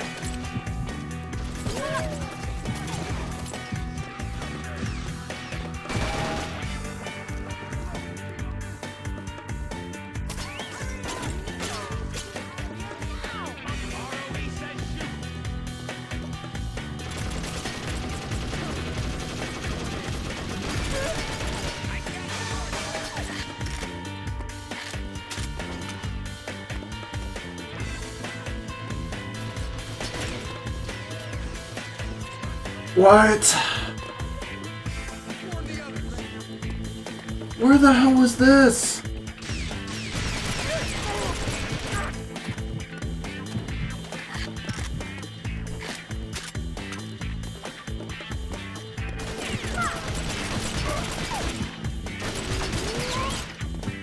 Joe, you're near the platform's controls. Sabotaging them will buy you some time. Here. Override it with your data thief.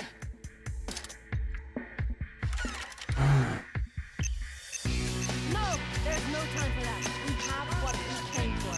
The lifting gear's halfway there. Get a move on, Joe. What's stopping that elevator? Get it working! We have to get the power source out of here!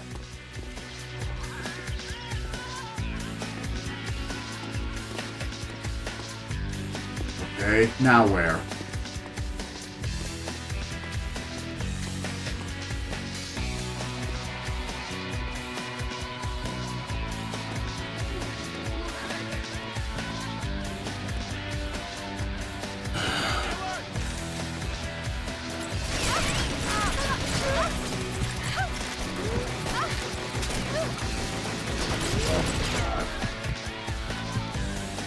Doesn't this really feel like if Tomb Raider was an FPS instead? What was the newest Tomb Raider out this time? Because I know there was one in like 06. Or was this the... Was this still in the hiatus between Angel of Darkness and... What was the one in... What was the one in 06? Was that Anniversary or was that Legend? What took you so long? I'm sorry, I...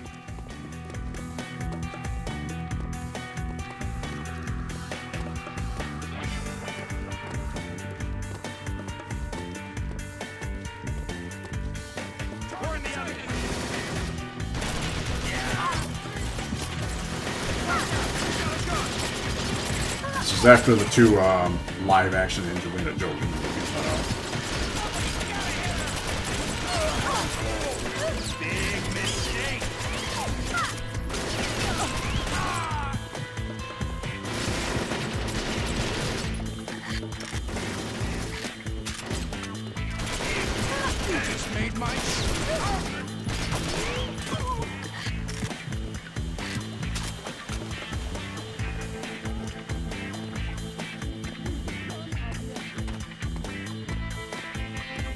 And you know what's the sadder thing?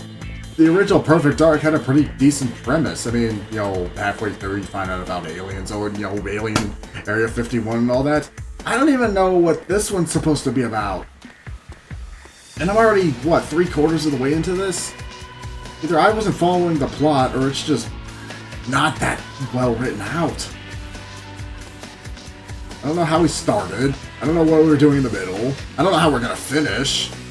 I want to see how we finish.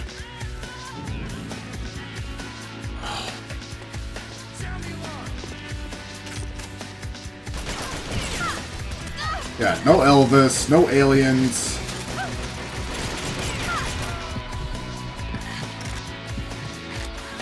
This is falling way off the course of what the original game is supposed to be. I mean, granted, a prequel, you know, you gotta have a somewhat of a original premise for leading up to. Joe, I gotta call a rain check on that rendezvous of ours. I'm stuck here with Data Dive. I really can't get away. Hey, you, prisoner, give that here. Hey, you, get off my cloud. He's wounded.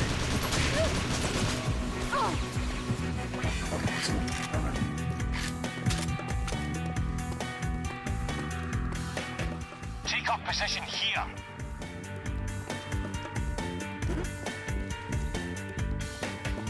Okay, hold breath.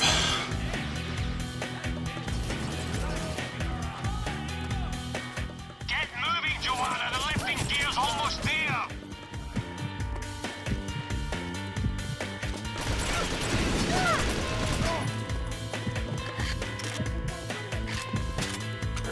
Here's your chance. Pilot the bug spy to the power source and plant that tracker. Oh, crap, this thing again. This thing was awful to control during the tutorial.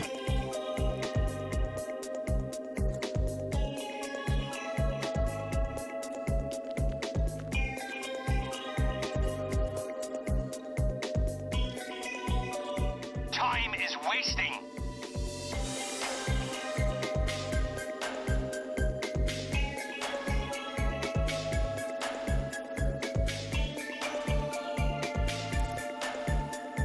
Where is it?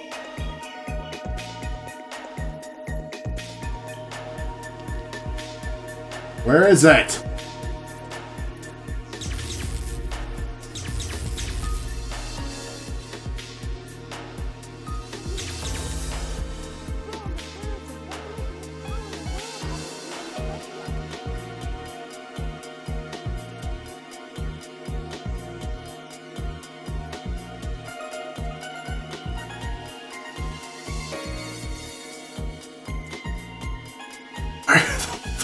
Is it?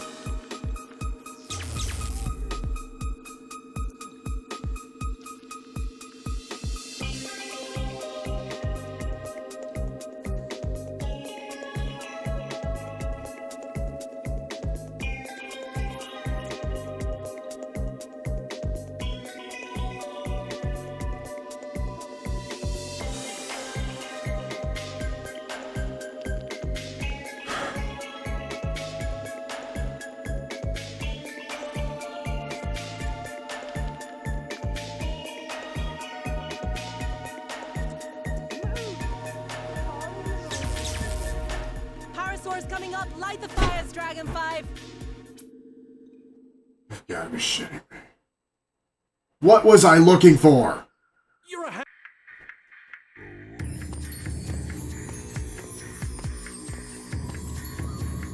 You got your data thief handy? Use it there.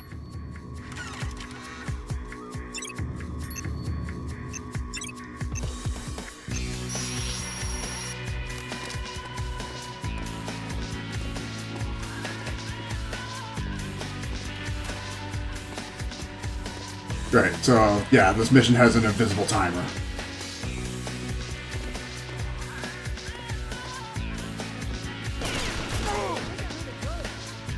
You alright, Joanna?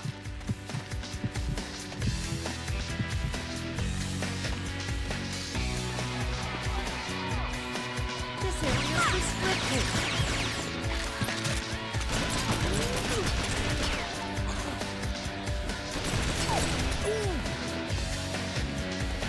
So you really do have to haul ass through this mission. Fucking fantastic.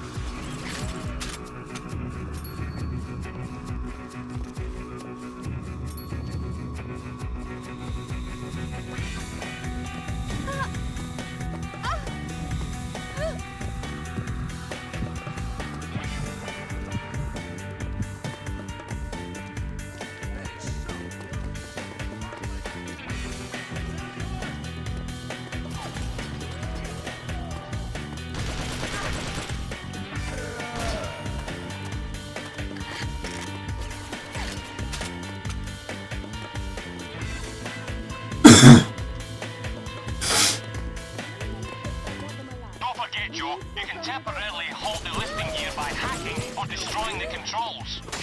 Hurry, Joanna. Get down to the foundations before the lifting gear does.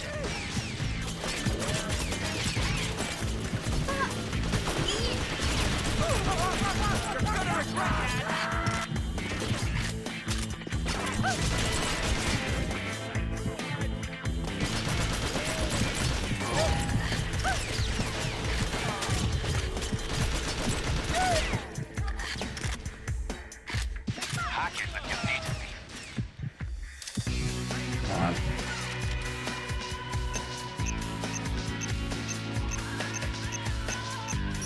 That should slow Datadyne down. Sterling work.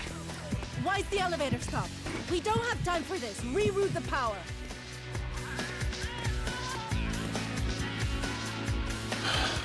I just want this. We need to be out of here now. He's gotta go. Warn the others.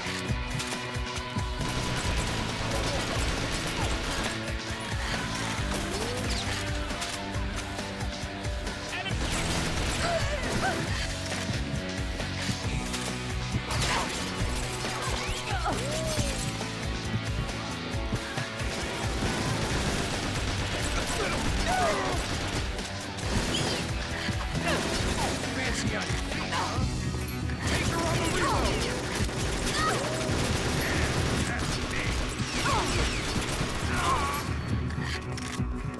I'm reloading. Keep them busy. The elevator is working. Controls were. Just get that power source loaded.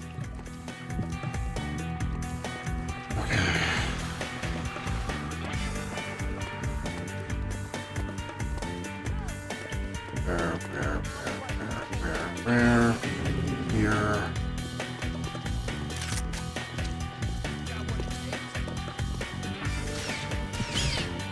She's still walking.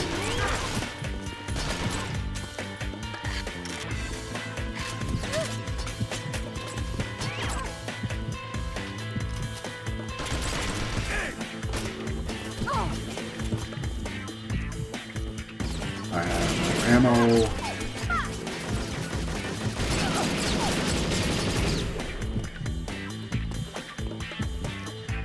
Down there somehow.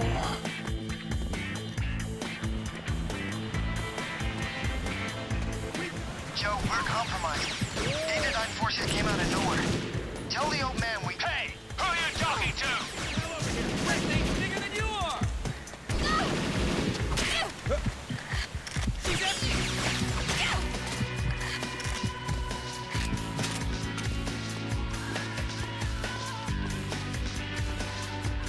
Cross the bridge before deploying the bug spy. Okay. Now what? You can't get any further on foot. Take the bug spy from here and stick a tracker on the power source.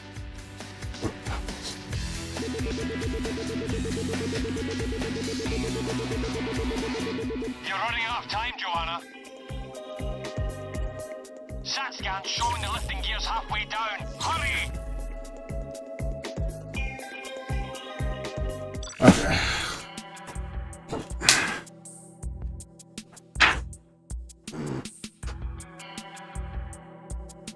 We're on 10.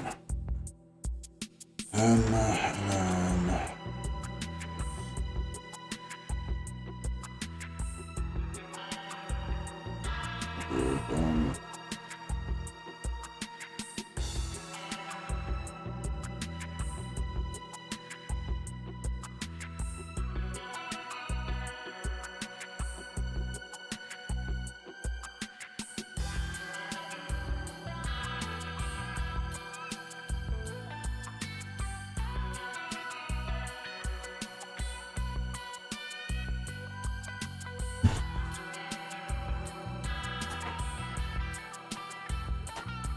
When do we get...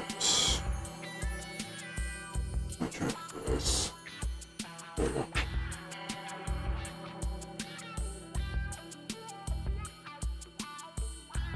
Left, left.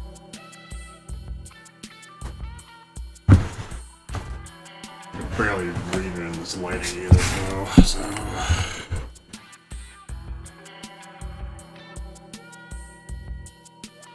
Left saddle, left shaft.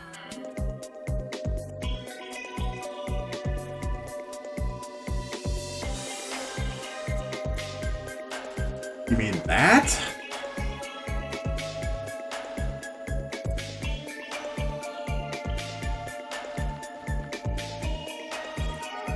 Oh my god. No, no, no.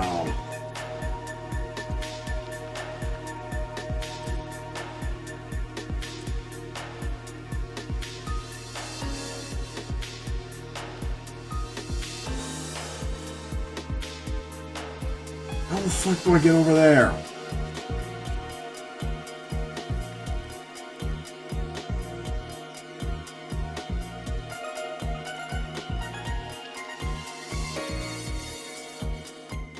First class job, Joanna, with that.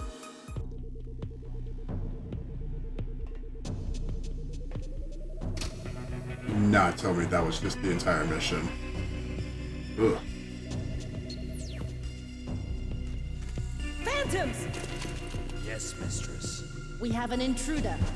Find whoever's flying this thing and crush them. That really was.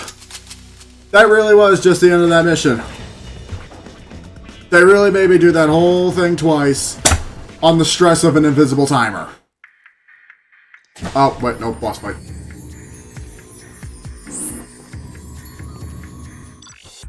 Hold on.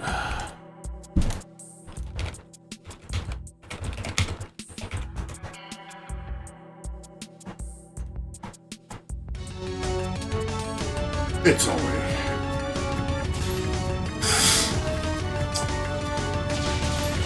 It's only fitting.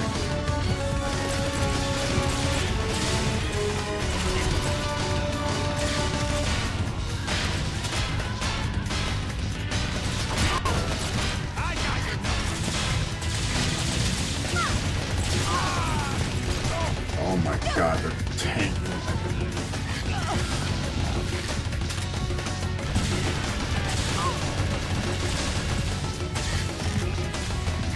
And I have no ammo.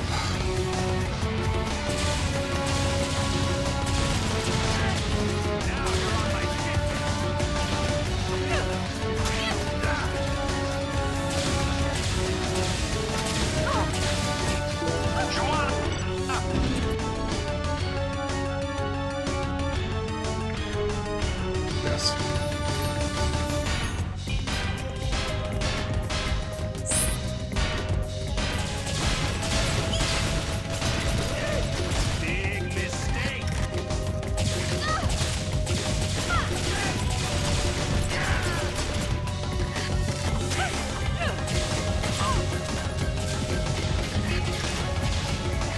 At least it's nice that they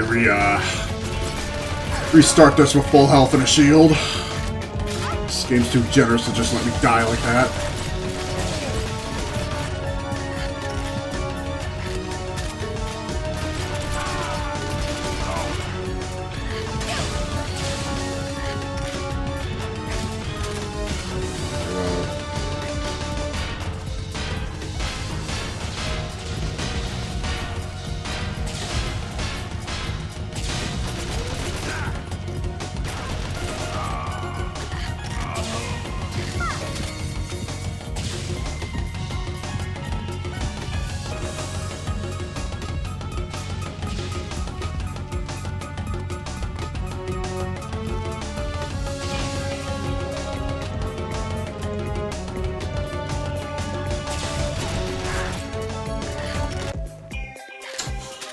And this time, the pleasure was all mine. Joanna, you're alive. Don't sound so surprised. Actually, I'm impressed. Mayhem's got Jonathan and the power source. Then stay clear. Energy cannot be created or destroyed. If the Graal is a mechanism for increasing power and life force, That energy has to come from somewhere. I don't want you at ground zero when that happens. Hey, what's life without a little excitement? I'm serious, Joanna. Later. I've got a plane to catch.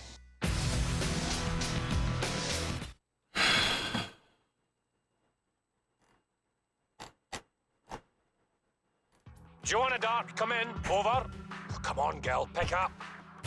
You're holding radio silence for fear it will give you away, eh? Well, now you have to listen to me for once. Take a look at the in-flight entertainment.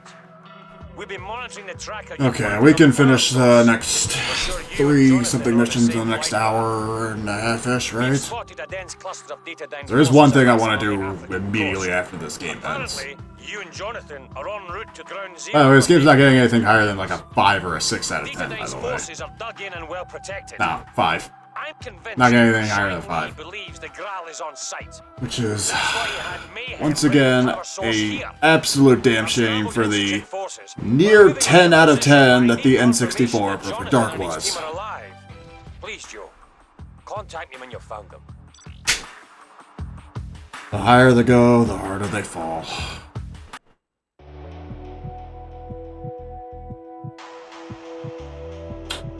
Oh, by the way, remember when we played the demo, that one very short demo level, of this game during the Xbox 360 Marathon? I think we've caught up to that point. Which, if that's the case, begs another question. Why did they make the one demo level of this game 3/4 into the way of the main game? And only half the level at that too. Like, why would they not just start out with like one of the first 2 levels?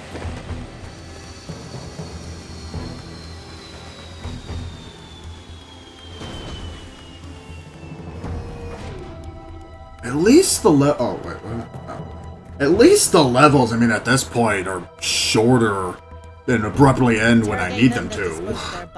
Yes, mistress.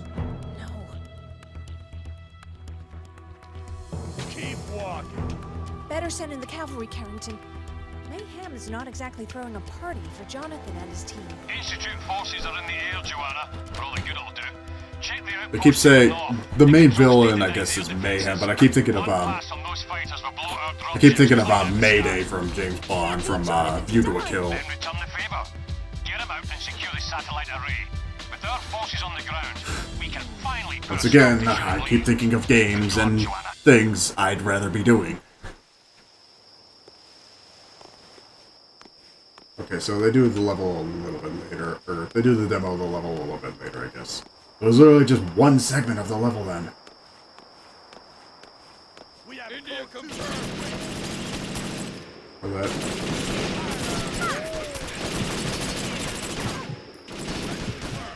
Eyes on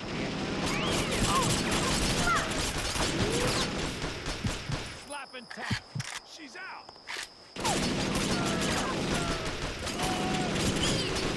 Well, I also bet there's nothing equivalent to the Golden Gun in this game either.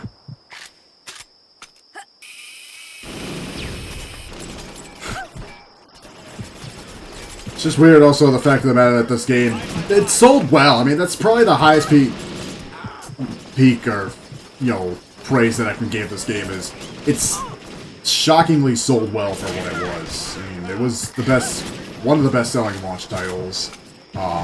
Next to Call of Duty 2. But, like, everything that this game had going for it just doesn't live up to the praise.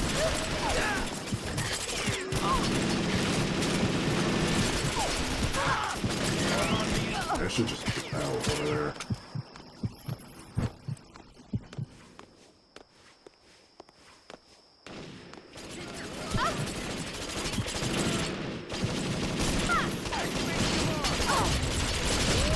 I don't know if it sold as well as what it did on N64. I don't have the demographics of those right in front of me.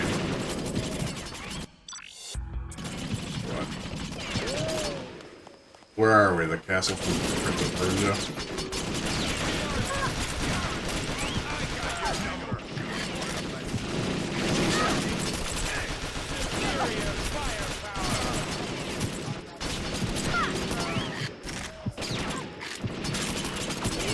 Not even sensing anything.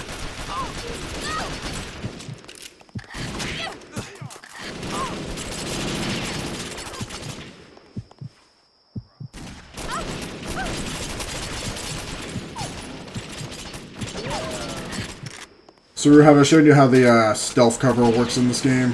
So, what I guess the gimmick of this game was it was supposed to be kind of like Winback or one of those stealth games, where you can duck and cover like this and just shoot from behind a wall and cover when you need to. It wasn't really well implemented, at least as I'm showing how I'm playing.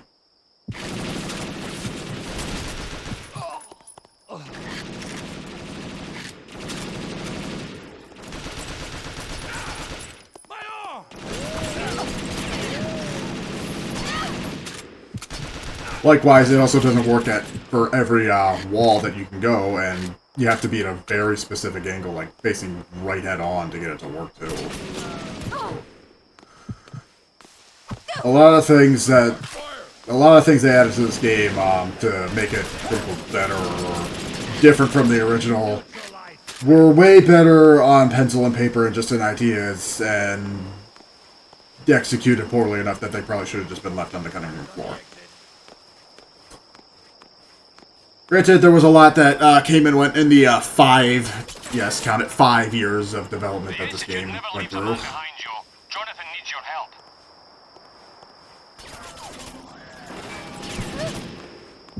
Slap and tap.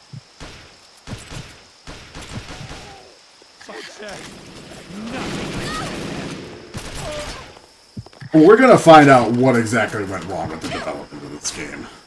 Because if it's not blatantly obvious, this is another one of those games, hence, this is another one of those games, as is the case for all, Nintendo going into Microsoft era games, that probably had a better development story than the actual finished product. A la, Star Fox Adventures. I want to think about better games, though, not Star Fox Adventures when I'm playing this.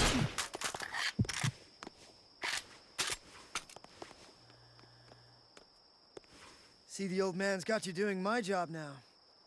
Keep talking, Jonathan. In the meantime, I'm gonna take out the air defenses. Sounds like my kind of job. Count us in. And how exactly am I supposed to do that? What's going on? So many escort missions.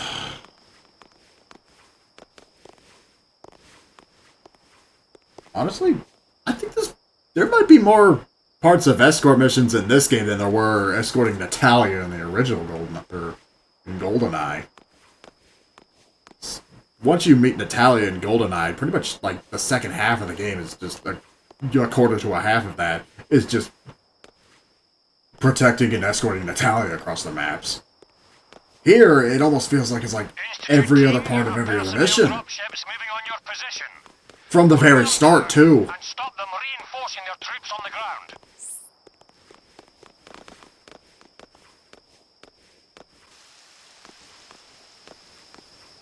Oh yeah, the support objectives also add absolutely nothing to. Looks like the keypads are synced.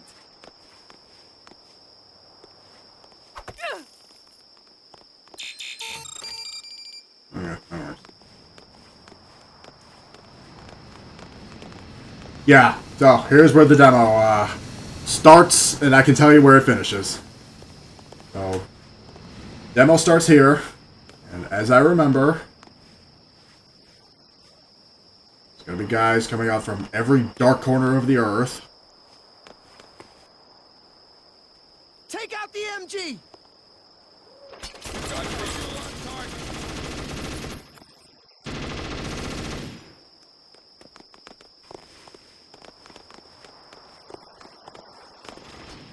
D-ship in the air! Hold door, await orders. Yeah, so that cover mechanic that I just showed you. I'll crack the rib. Oh, by the way, on this gun, when you zoom in, you can only shoot one bullet at a time. When you're not zoomed in, spray and pray.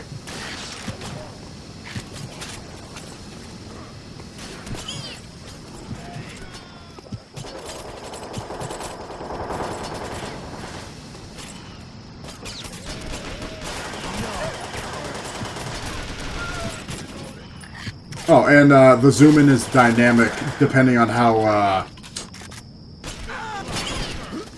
hard you hold the trigger.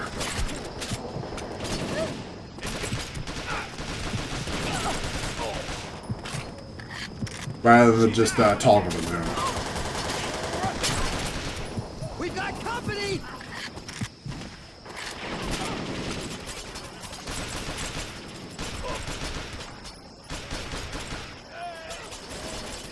Did they have night vision in the demo? Oh my god, they're all fucking dying. Come on, boys. I would also trust them enough to carry their own weight.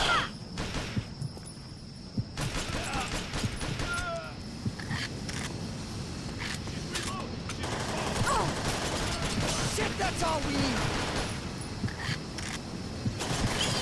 I don't remember the dropship though.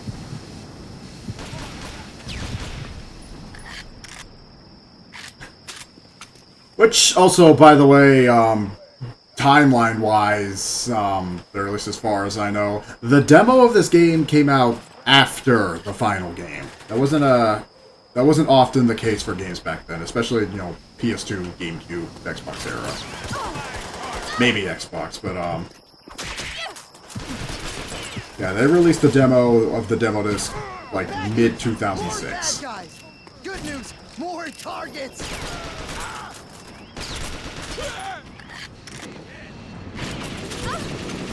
Looks like she's... Target is on.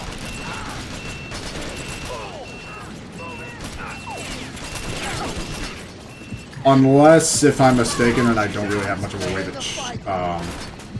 check this, maybe they had a demo of this when the Xbox Live Marketplace was out during the console launch. But no, as far as like demo disc release-wise, no, the demo of this came out after the final game.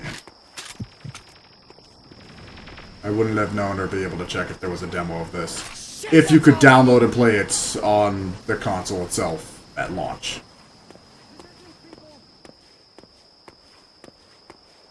I don't even think there was this much at the demo level. Maybe there was. I don't know.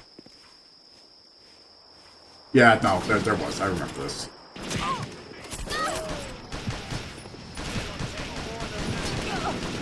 I remember this.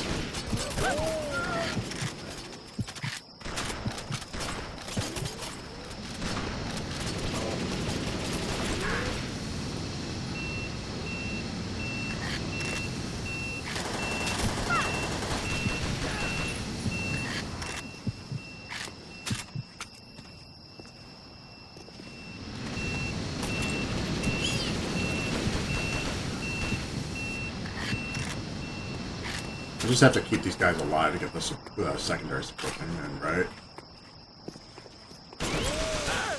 Any of these guys have an RCP-90? Nope. That was a one and done in one level. Great. Favorite gun, and it barely came in the event.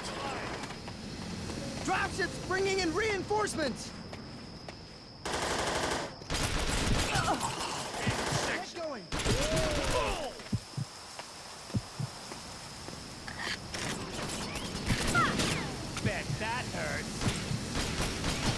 Likewise with the last level feeling like Tomb Raider if it was an FPS.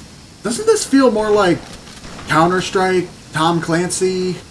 You know, like one of those... what are they called? Like tactical FPSs?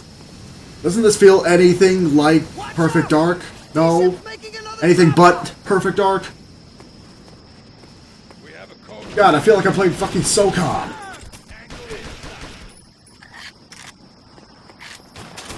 And this is the demo level of this game, by the way. Not even the full level of this mission was the demo. This is what they advertised as Perfect Dark Zero. Come on, Dark! Outposts up here! What was it with all the games during the HD generation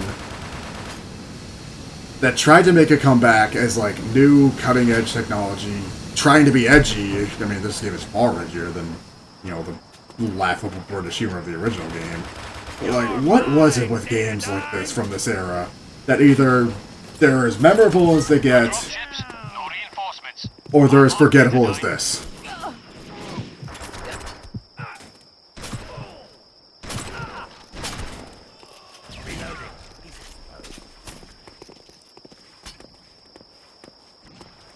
Where are you going? Outposts this way!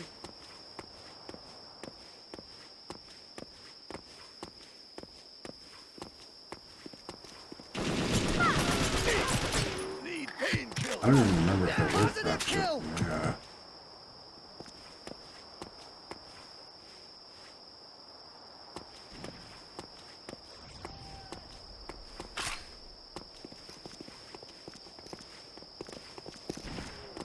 Again, don't get me wrong. I love FPSs. This is half the reason why I'm playing this. I don't like tactical FPSs. They're just not my bread and butter. But even though this is reminding me more of a tactical FPS, this is absolutely not reminding me of what Perfect Dark is supposed to be. I don't even think this game, at this point, knows what this is supposed to be.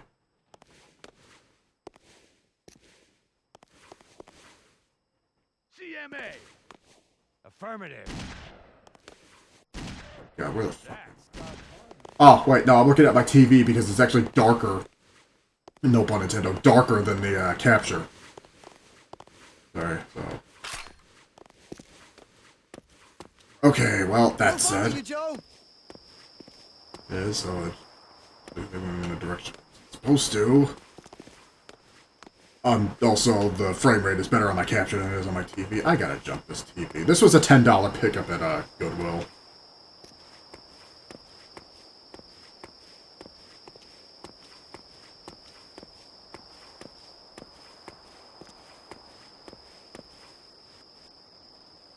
Wait, wasn't I here?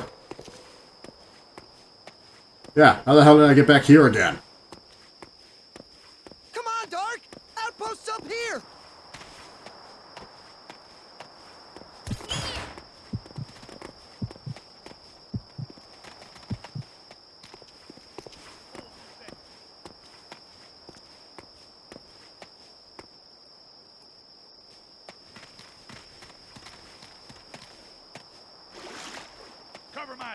Just go where people are shooting at me. That's the right direction, right?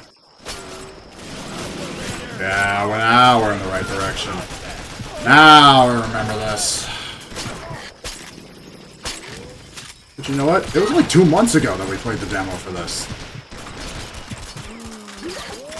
How the fuck did I already forget this in a matter of 2 months? You know why? Because Tales of Symphonia took up the last 2 to 3 months of my life. I was focused on absolutely nothing else but. Oh, okay. Yeah, now we're done, right? That was the demo level, folks. Can't wait to pay 50 to 60 bucks on this now. What you did to me, it burns. Every hour of every day. It never stops. Ugh. And when I look in the mirror, this stares back at me. So now your looks match your personality. Joe Dark, always there with a snappy one-liner. Keeping a lid on you. Who could play at that game, Sunshine? Girl, just like Daddy taught you. My father. Tell him Mayhem sent Which, her if that's the regards. case, then my goodness, I'm doing really good at my job tonight.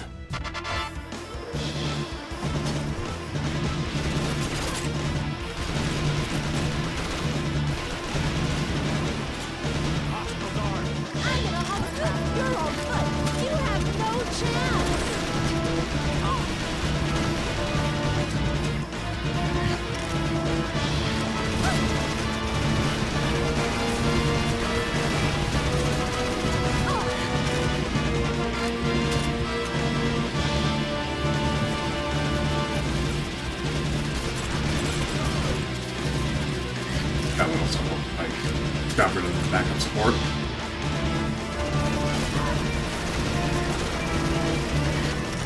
What's my other gun? Now I have this thing.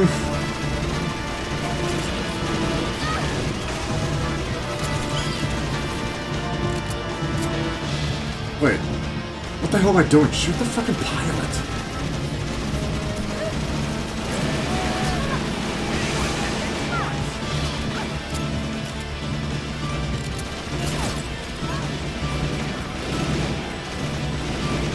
Pilot, shoot the engines, slow her down. All my ammo's already gone, great.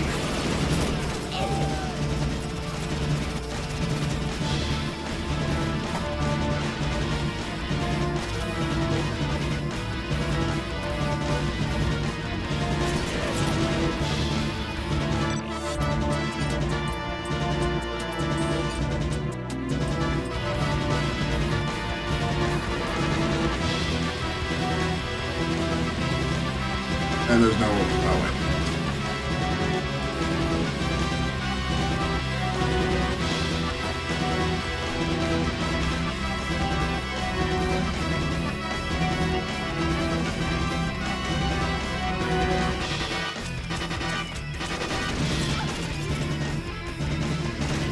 Oh, okay. Now he's dead.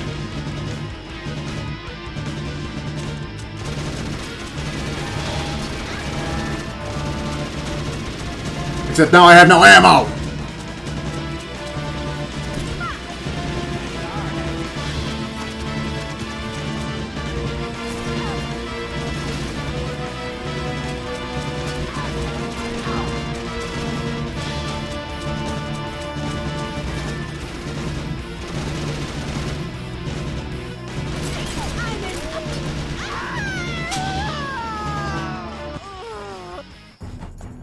Dropship in the air. Jonathan, secure those air defenses immediately. You know, I can barely use these things when I'm not getting shot at. Jonathan! Got control. Let's rock and roll! 2 more after this, right?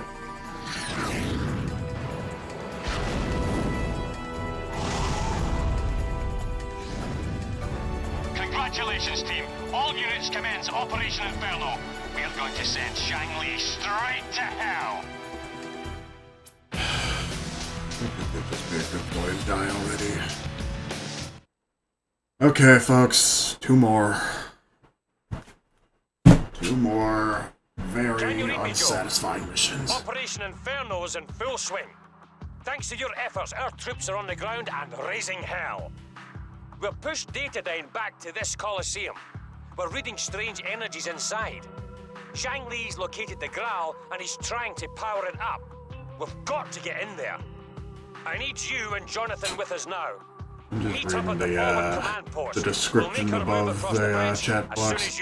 And even that still tells me absolutely nothing about this game. Shang-Li must not be allowed to activate the Graal. Understand? Good luck, team. Yeah. Alright, 2 more. Really hope we're past the hardest and most annoying parts of this game, unless they're gonna throw me a fucking curveball in the last mission.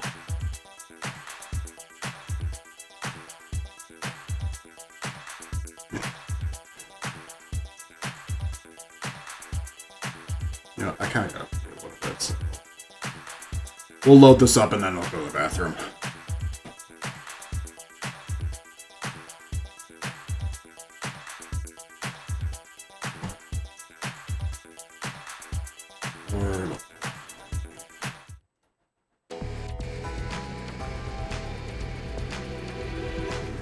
The old man's up ahead, getting the guys ready for our final assault. About time we brought the fight to Datadyne. Looks like they started without us.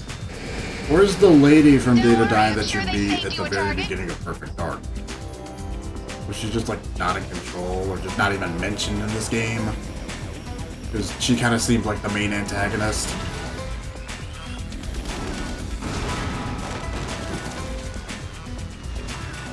You guys made a big mistake. Okay. I gotta go to the bathroom. We'll be right back. I want to finish this as soon as possible, and as fast as possible. Be right back.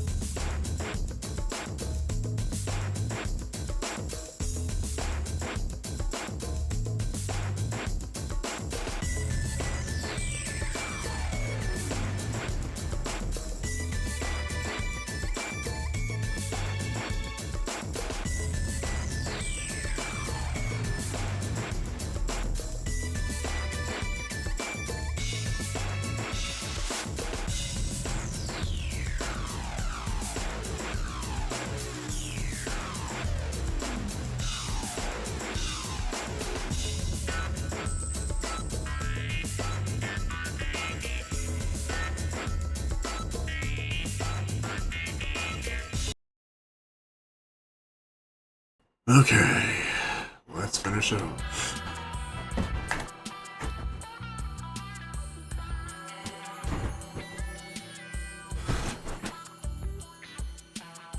And lo and behold, yet another fucking escort mission. Why? They really didn't have any other better ideas?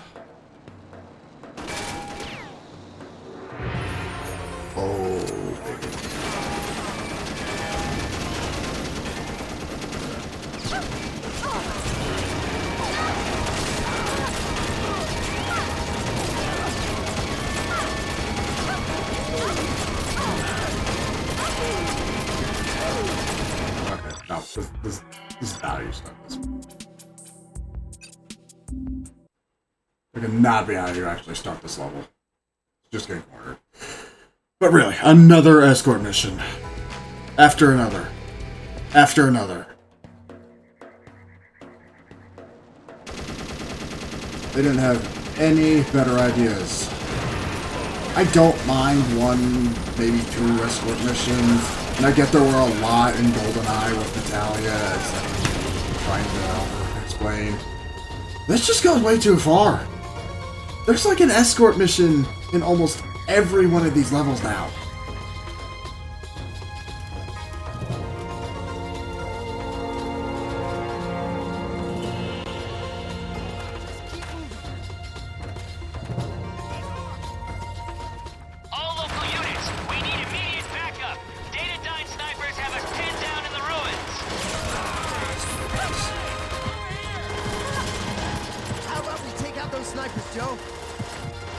That's great. Can you give me a sniper rifle?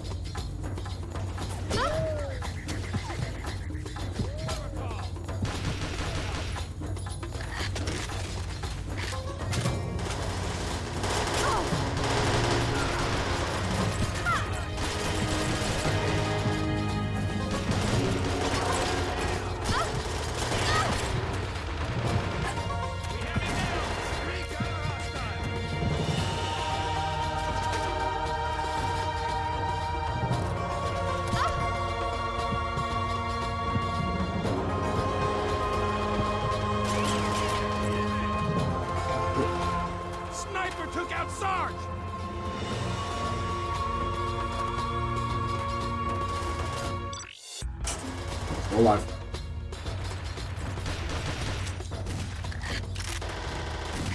That one's down! That's it, guys. She got him. Reckon we can hold this area now. Okay, how's by us?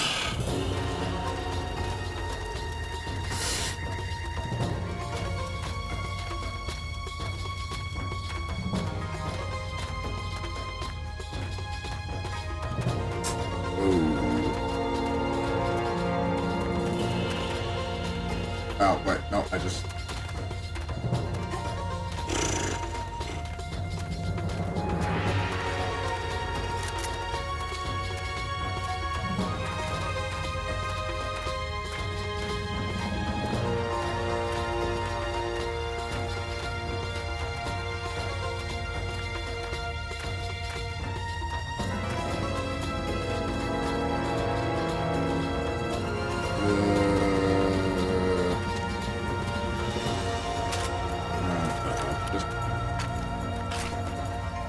Just for some variety, I guess I'll try a different gun.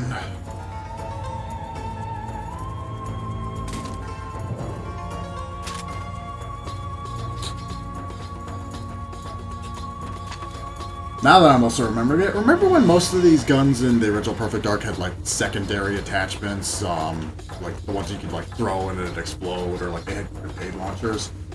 Where's all that here? Did they forget to add that here or something?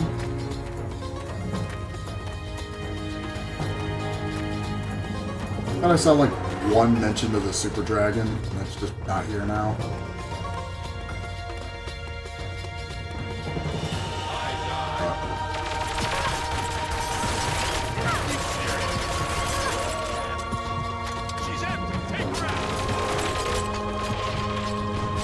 Oh, wait, no, there it is.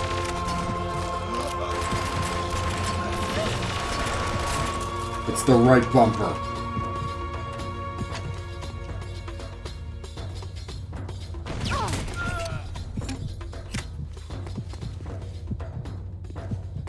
But like, none of the other guns that I've played with so far.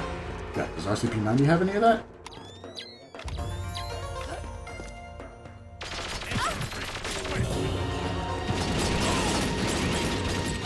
Where was this when I needed it?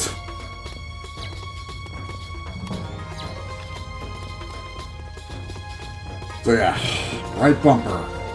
My mistake that I didn't take one extra look at the manual. Granted, how many more buttons does this controller have than the N64 controller?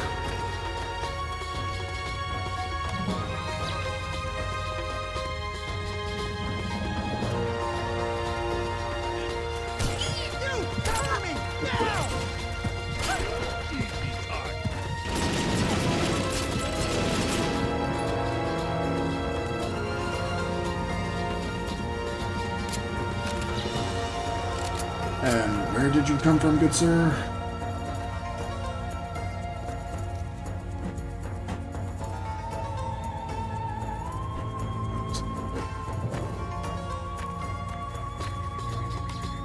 Don't tell me I went in the wrong place.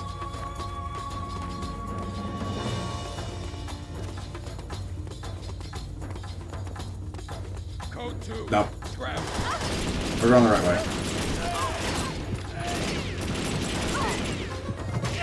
I wonder how much easier it would just be just to put a virtual blanket in my hair.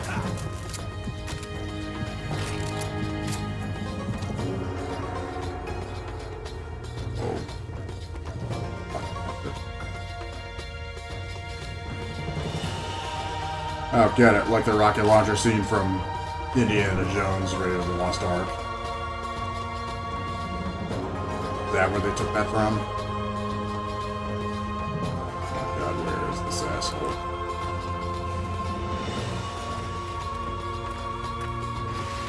There he is.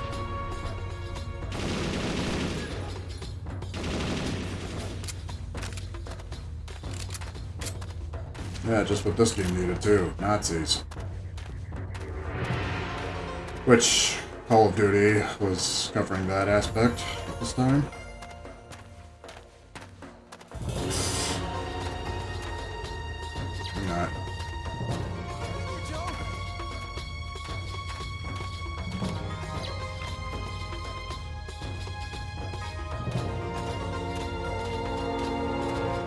Thanks for helping me out.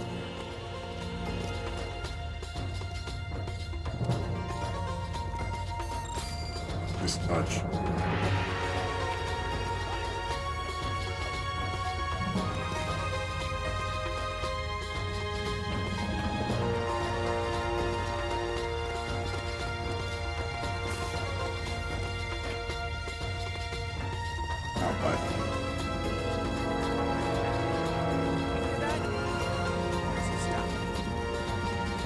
Here's your chance, Joanna. Get across that bridge. Put a stop to Zhang Li. Carrington's right. You gotta go on without me, Joe. Sure thing, Come on, Blonde. Joe. You're not gonna get a better chance.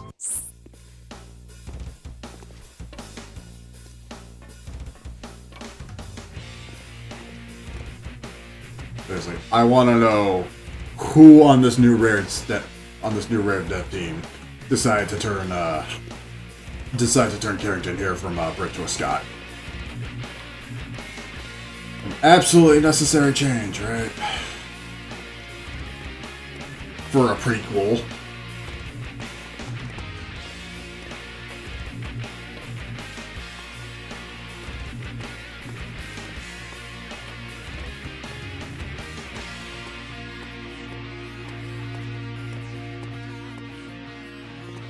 Oh.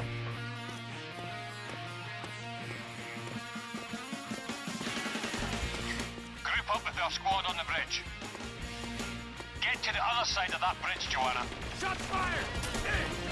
Okay, but can I have a Warthog or a Wraith or some Banshee or something to get me over there? You know, Halo 2.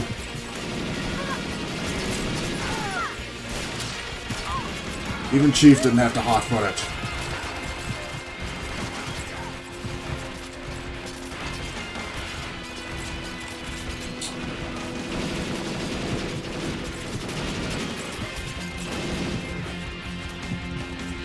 No, goodbye.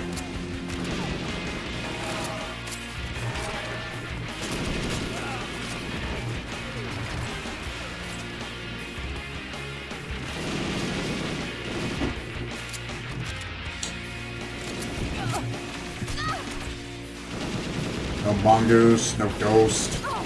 Not even dual wielding in this game much. Besides pistols.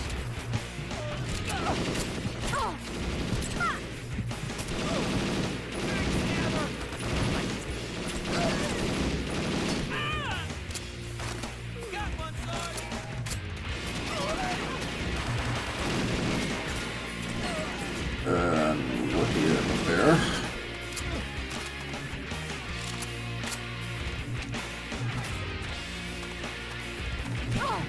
Seems like you have my 12.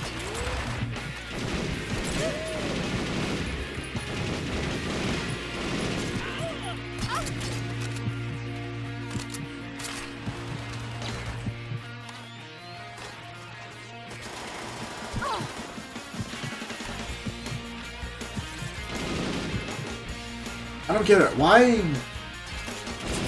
for the RCP-90, does it let you shoot full auto in zoomed mode, but this other gun that I had for whatever time only let you shoot one, and it wasn't even a sniper.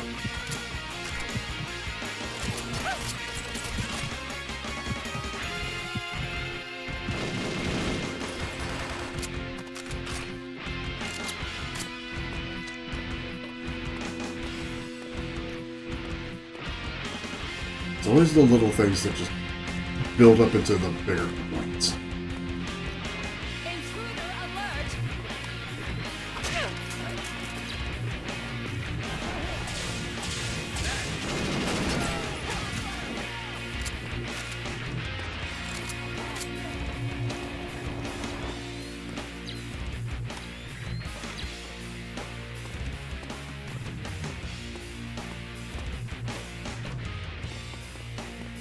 Just also remembering, likewise with this game selling well, it also sold well enough to have a couple DLC packs for multiplayer. You know, I guess par for the course for new gen games like this. But like, anybody who even did like the multiplayer in this, which must I also remind you, the multiplayer was a Counter-Strike clone. Anybody who did like the multiplayer in this, are any of those maps memorable? Again, most of the maps that I did like in OG Perfect Dark were the maps that were remade from GoldenEye. Like, even the new maps that they had in Perfect Dark were still memorable and fun to play on. The one, I think, map that they had for multiplayer in the demo, and the few that I've seen just from gameplay videos alone, don't even look like fun maps. I guess they focus more just on adding the 32 multiplayer support than they did making an actual cohesive multiplayer for the time. Don't need that many players to have a fun game. Except for maybe Battlefield.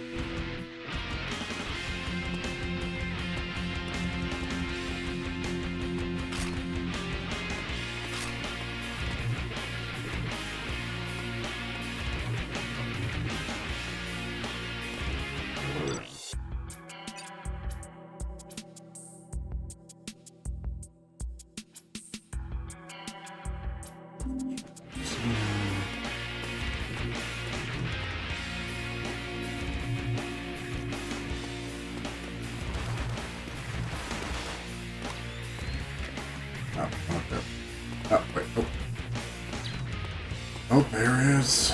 Secure. How the hell do we get up there?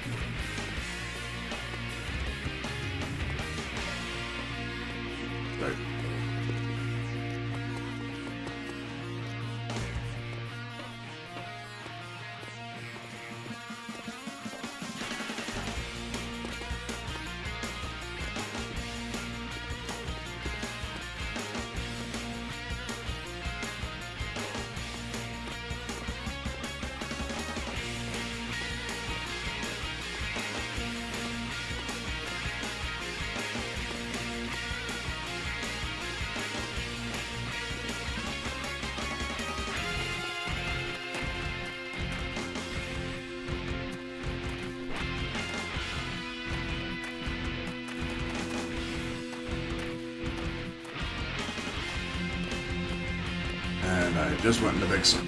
Great.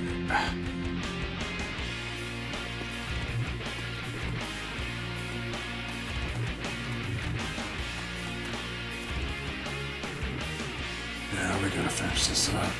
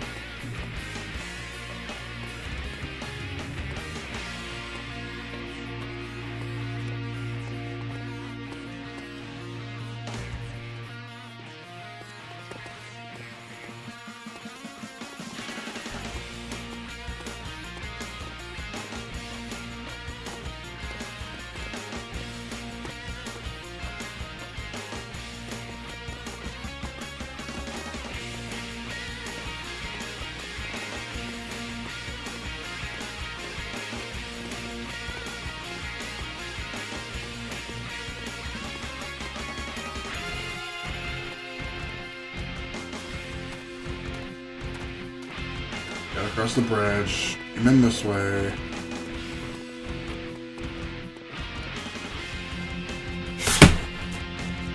Is this 11 or something?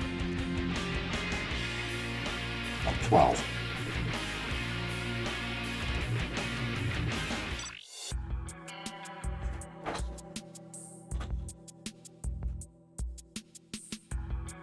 West Bridge. Nothing.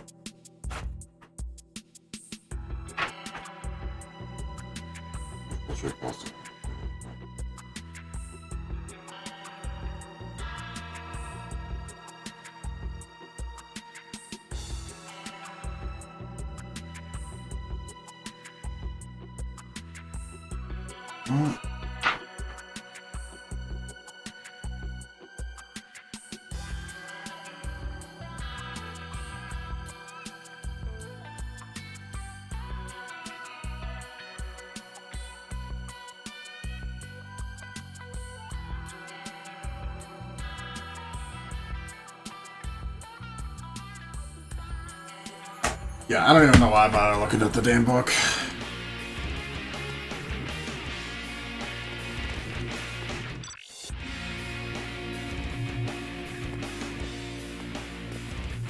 It's not telling me anything comprehensive.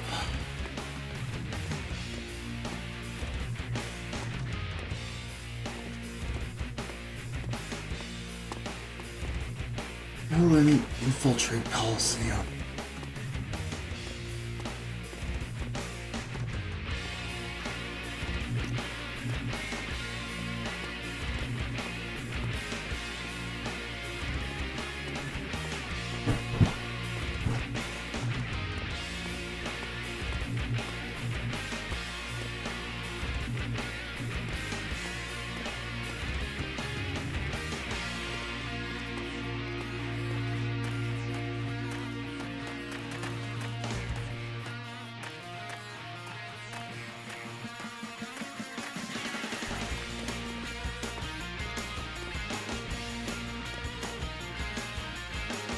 I don't have to do anything here, right? No.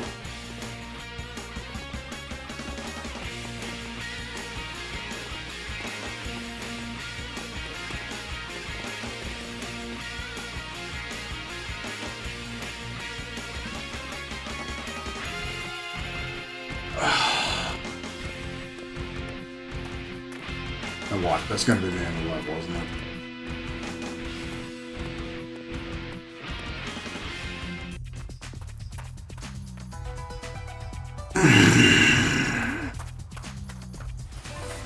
Carrington? I think we're too late.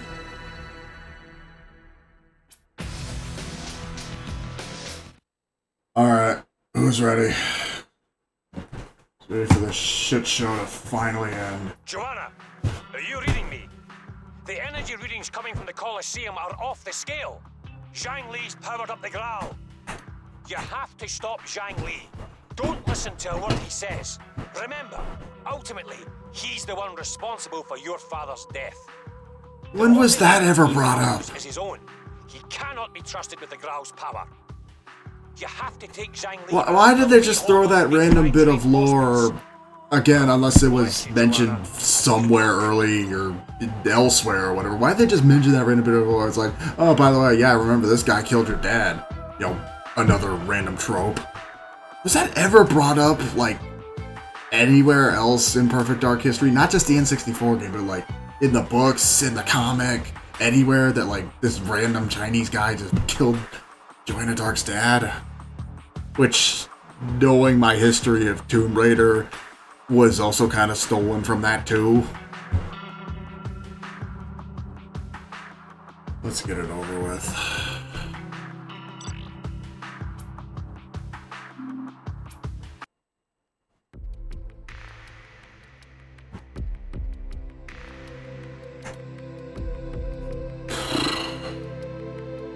I'm gonna kick this guy's ass at this level. I mean, completely abruptly. This guy's not even that scary of a final boss.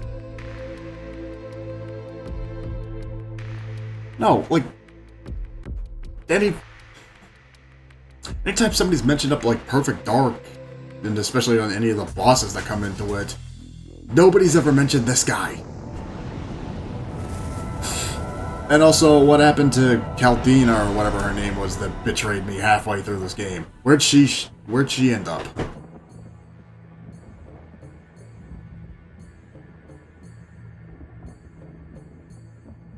Oh, wait, no, she's right there. Master Li, the Graal and its power, as promised. Now, Master, my payment. Miss Sika, my child, you have served me well, but I require How short more is this? sacrifice of you. Contributing your life force to the birth of a god!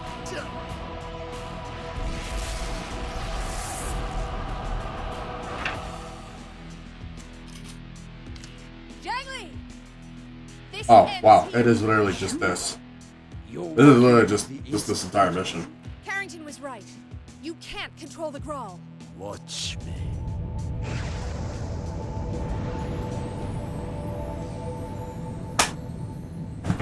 Okay. Well, we're gonna do things my way.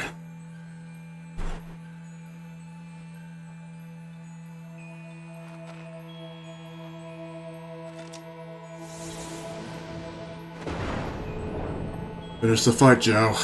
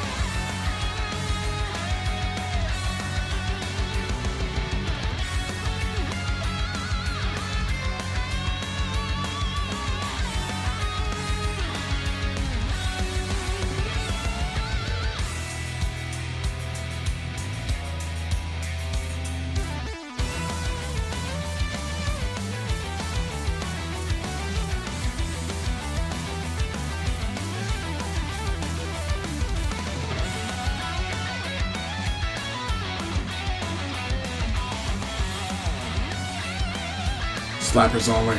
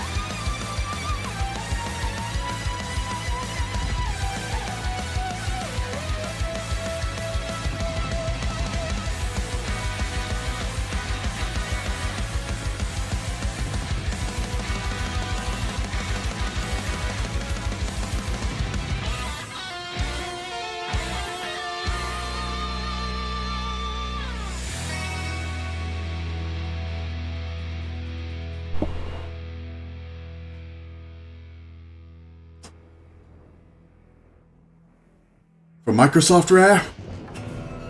No. For Nintendo. Let me live. Sorry. No, not like this. All I wanted, all I've done, I did it so I could live. I have built an empire. I have become a god. That empires crumble. And so you And must the be silenced. statues of gods become dust. We're just shadows passing in the night. Finish the job, Joe.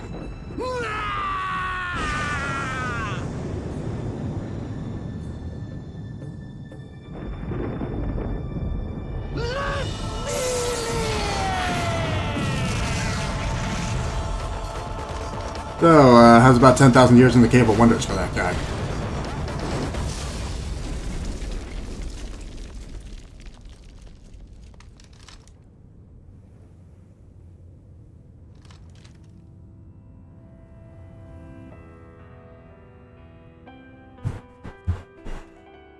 I cannot believe I decided to stay sober tonight. You okay? Especially in time, at least. So, boss, how'd I do?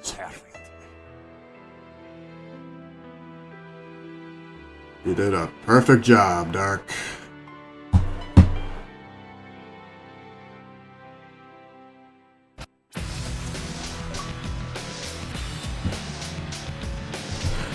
End slate time!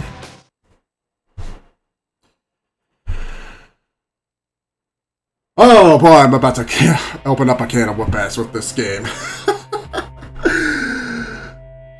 What's the best way I can describe what I've been trying to say over the last 6-something hours with this game? I guess in my own brand of raunchy humor,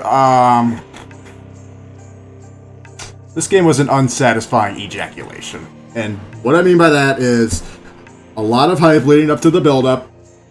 You feel a lot of enthusiasm and ecstatic getting there. When you finally get there, it all happens all at once, and then you wake up and realize, what the fuck am I doing with myself? And that's, oh god, Kevin Bayless did this one too. Didn't want to ask him for this one. That's what this game is. A premature and unsatisfying ejaculation. Overhyped and undergood. Made me think absolutely nothing of the original Perfect Dark, and I'm willing to bet, without even doing any research, that pretty much none of the guys who worked on... I'm reading the dev list, but like, other than what I just saw Kevin Bayless, so I can't believe he was still with Rare at this time, but like, pretty much next to none of the guys who worked on this game worked on this absolute gem. And likewise with what you said, Saru, pretty much I really want to believe that none of the guys who even worked on this game either knew anything about the original Perfect Dark in hindsight, much less, you know, the predecessor.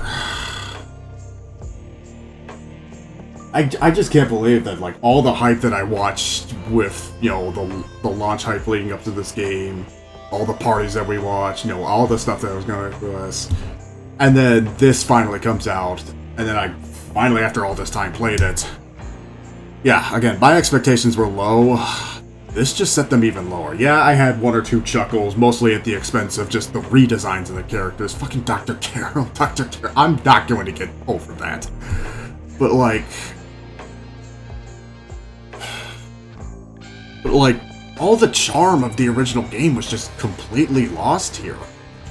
I don't know what happened, and we're gonna find out what happened, but like, I don't know now what happened between the 5 years that this game was supposed to come out on GameCube, mind you, and then move to Xbox, and then at the last minute they just said, you know what, fuck it, we'll just release this as a launch title on 360. They had 5 years to make something stellar. Something as stellar as this. And all that time feels like it was wasted. I mean, granted, that I know, that much I know, all the guys who did work on, this game went on to create a stellar trilogy that I wish we would have had more of. Now, looking back at this, for the people who've been asking for a new Perfect Dark over the last 20 years, which Microsoft teased and then took away from us, which that 1 or 2 trailers that they had for the new Perfect Dark that got canceled, that wasn't Perfect Dark either. That was essentially what was told to me was Mirror's Edge. Whatever they were working on with the new Perfect Dark with the Initiative and Crystal Dynamics. But if this was the direction that Perfect Dark was going after the original, maybe we weren't even worthy or deserving of a new Perfect Dark, if this is what things were going towards. I mean, leave it to the indie devs now. Again, I mentioned in the last part, Agent 64, Spies Never Die is going to come out soon, and that's definitely more of a spiritual successor to OG GoldenEye and Perfect Dark than what this was supposed to be. I don't know what this was supposed to be. This game doesn't know what this was supposed to be. And looking back at it now, I don't think anybody who worked on this game knew what it was supposed to be. Certainly not a worthy sequel, prequel, predecessor, whatever, to the follow-up as good as this was. I mean, other than, I'm just glancing over it, other than Kevin Bayliss, which he didn't even mention. He didn't even mention when I met him at the convention last year that he was working on this game. God, Estelle Ellis was still here too.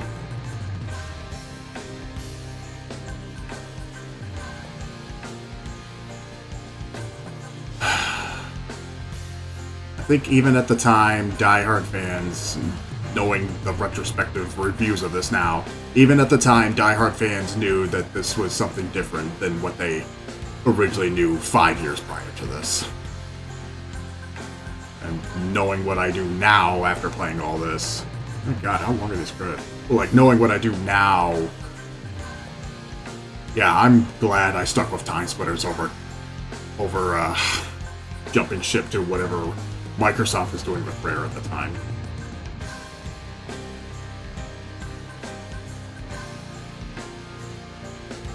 Oh, I guess that's my final closing thoughts on this. I came in with low expectations, and they somehow managed to make them even lower. It's still far from, it's still far from the worst thing Rare's done. Like, Star Fox Adventures still left a saltier aftertaste. God, every time I even mention that game, I still feel stomach sick. But, like, it's disappointing. It's disappointing to see how well Rare had it mere half a decade prior to this. And then in a matter of short 5 years, they went from something, keep showing it because, whatever. They went from something as good as this, to Star Fox Adventures, to Grabbed by the Ghoulies, to this.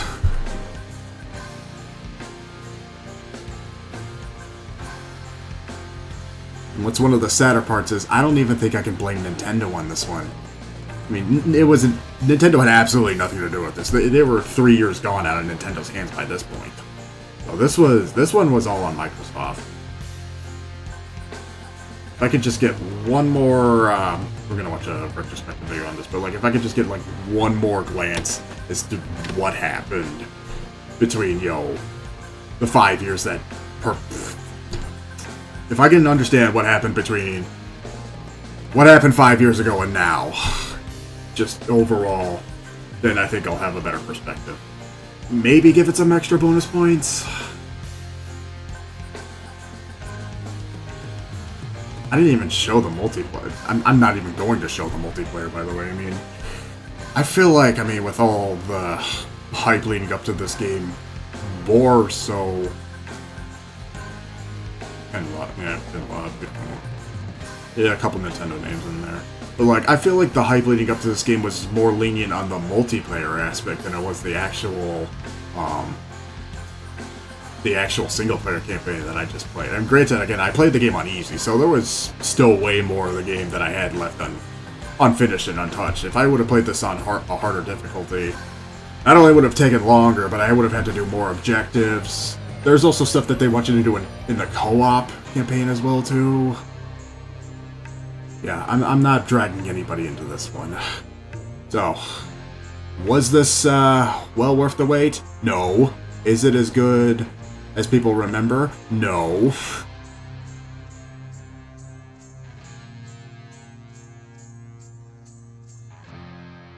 Does it even need to be looked at again? No. Downloads. There wasn't even like any mention of the Carrington Institute at all either.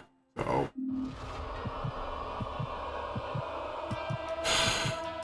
okay.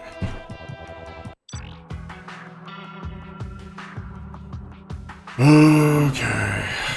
Well, all that said and done. Let's unplug this. Let's pack it up. And before we go, let's get an answer to that Baringgold question. What happened to this game? So I'm not leaving this one completely unfinished.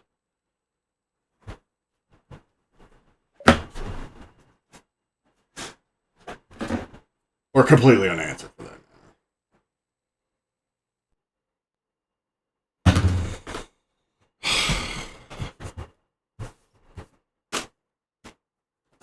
Seriously, what the fuck am I gonna do with 2 copies of this now? I don't even want to have the 1 copy that I have. I mean, had this not been a launch title, I probably wouldn't even bought a copy of it. Or at least as soon as I did. Do I even dare check out what's on the bonus DVD for this as well, too?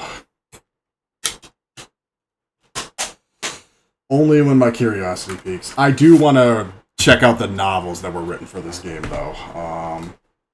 As also mentioned in the book here. Yeah, it mentions the soundtrack here, but did it mention the book? Yeah, novels. I thought I saw that.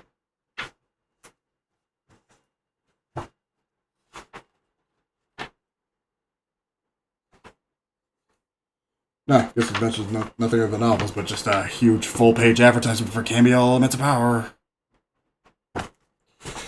Okay, well, before we end this, as aforementioned, let's get one answer to that Baringgold question.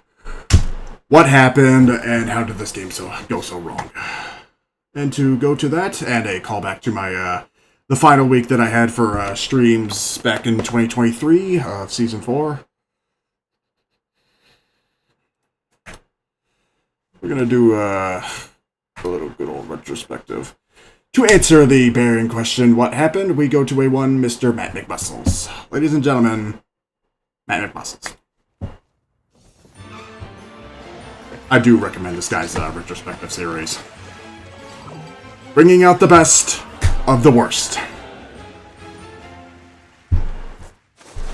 Skipping the ass though. Hey kids, before we dive right about there. Muscles. Thanks again, Magic Spoon, and without further ado, let's start That cereal's the show. stupid expensive, by the way. It's like $9-something a box, even at Walmart. Welcome back to another perfectly cromulent episode of What Happened, the show that is unfortunately accruing more and more rare-focused episodes. We've tackled Fox McCloud and the Clonosaurus, Killer Instinct, kinda, and hell, even GoldenEye 007. Oh, speaking of which, coming hot off the heels of GoldenEye moving over 8 million copies, Nintendo were very interested in continuing the relationship with Bond. James Bond, as Tomorrow Never Dies, was just about to hit theaters. There are differing stories as to why Rare didn't make a direct follow-up. That being also said with the Golden Age of Rare and just one more ill-fated illusion. Once again, guys, keep me away from this as far as possible. Rare staff said they had little interest in another 007. Regardless of which is more accurate, we got the clunky and multiplayer-less Tomorrow Never Dies.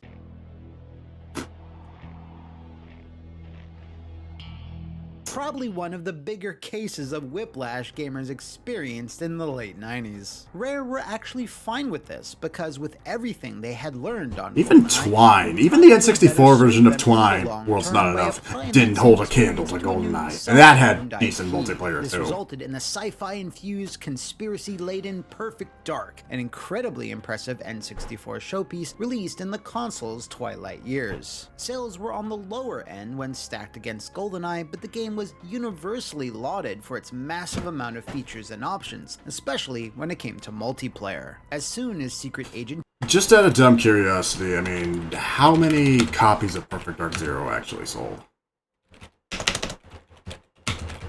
Not counting, because this game is actually on the Rare Replay collection too, so heaven forbid any new gen players want to take a look at this game for themselves. It's on Rare Replay, which still isn't on PC. But yeah, Perfect Dark Zero sold come on, it could have sold more than that.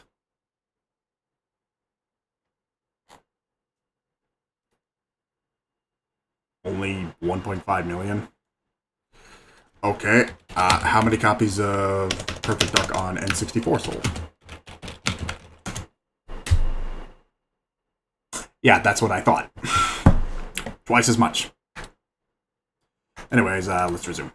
Joanna Dark snuck into stores, the team transitioned onto Dolphin dev kits to explore what was possible on Nintendo's upcoming Cubic machine. Fans got a tease of this at 2000 Space World Expo with a slick 3D render codenamed Velvet confirming Dark, that she was headed for next gen. And then, well, a lot of stuff happened a lot of quickly. What was going to be a straightforward follow-up jumped across 3 different consoles, saw multiple reboots, extended delays, and still released to somewhat of a mixed reception from fans and Rare employees alike. So pull out the Even laptop the guns employees and thought this was mixed. It's time to find out what happened to Perfect Dark Zero. Act your age, Joanna. While Joe's Space World 2000 appearance didn't include a proper announcement, rumors of a sequel began to solidify in 2001, when Nintendo inadvertently leaked a list of upcoming titles, including he's using Perfect Dark gameplay Zero footage from and the 1080 XBLA port of Snowboarding 2. Perfect Dark. Months later, in January of 2002, IGN reported that PD0 was already in trouble, citing vague issues with the project that was significantly slowing things down. Certainly not the best look for a game that was still yet to be officially announced. Soon after that, the team would hit another tiny little snag. After an intense 3-way bidding war, Microsoft had purchased Rare. While Perfect Dark Zero had apparently only after Nintendo threw them under the bus. GameCube, once the ink on the contract was dry, the team started fresh on the OG Xbox with a new focus on online play via some type of new service called Xbox Live. The project would see a 2002, few remember? elements carry over. The name obviously signifying its prequel status and a drastically different art style, which we'll get into in a bit. Like many employees at Rare, the Perfect Dark team wanted to hit the ground running, and progress quickly ramped up into building something tangible, which is where the screenshots you're seeing right now come from. This anime-inspired art style was something that was first explored on the GameCube, and they doubled the hell down on it here. This makeover was kept secret until Rare saw fit to publicly share a glimpse of it later in 2002 via this art of Joanna, and even in the earliest days... Oh my god, here she looks like the fucking E-Trade lady. You know what I'm talking about? Where is it? What's her name? What's it? Was it E-Trade? I don't remember.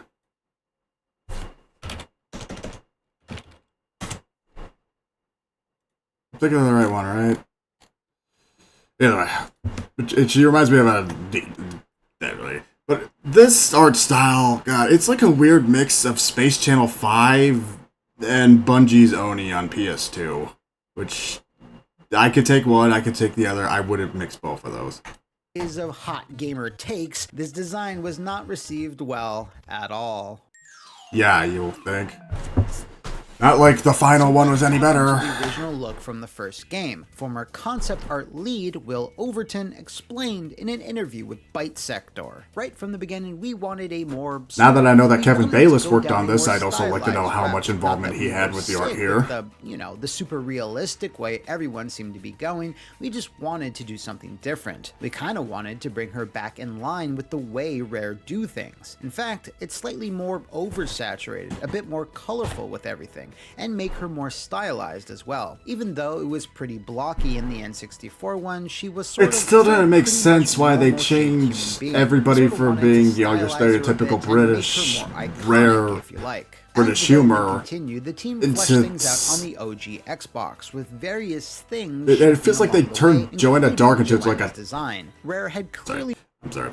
It feels like they turned Joanna Dark just into like your stereotypical mid-2000s scene teenage punk rocker. Like fucking Avril Lavigne. That's what this reminds me of. How do they turn what we know perfect your Joanna Dark from, I'm not gonna bring a box anywhere, from what we originally knew into what was essentially American Avril Lavigne? Taken note of the public backlash towards the Aaron Esurance look and Esurance, I was thinking Esurance, that's what it was. Yeah, funny I caught that. And slowly started blending. And the reason why I also couldn't find pictures of that was, well, if you know the backstory of what the internet did to that lady.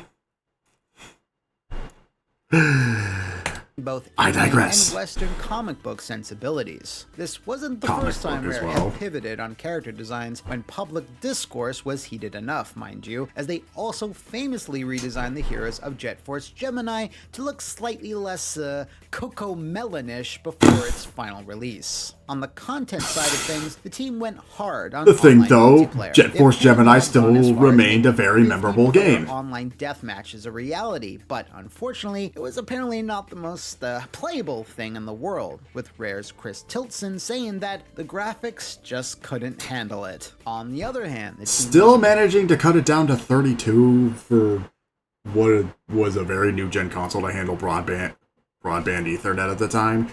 I'll give them that one credit of praise. I'll put that permanently on the board. Getting 32 multiplayer to work on a brand new console at the time, for 2005, mind you, that was impressive. But to go even further with the ambitions, I mean, the only other game that I knew that had that kind of support at the time was Star Wars Battlefront 2.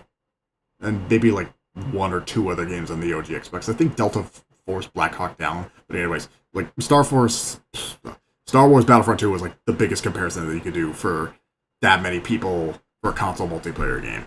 So props to them for figuring that out and having ambitions beyond. Incredibly successful at implementing a fully online-enabled co-op mode for the main campaign, which, if it had been released on the original Xbox, would have been one of the earliest games to offer such an option. Now, pre-Halo 3 had been released on the original Xbox, you'll know what's coming next. Since the Xbox 360 was rushed to retail in a bid to beat Sony to the punch, a lot of games were not going to be ready for day one, leaving a bullet-shaped hole in Microsoft's first They still had a decent lineup of 18 games. Years were far off on the horizon, so Microsoft had no exclusive action game, which, considering their target demographic at the time, was a bit of a massive problem. So instead of trying to rush titles out the door that weren't ready, it's likely that they looked at what was being developed on their older machine that could be delayed and ported to the 360. Perfect Dark Zero was apparently only a year or so away from funny and comical to know Microsoft that floated the idea that not only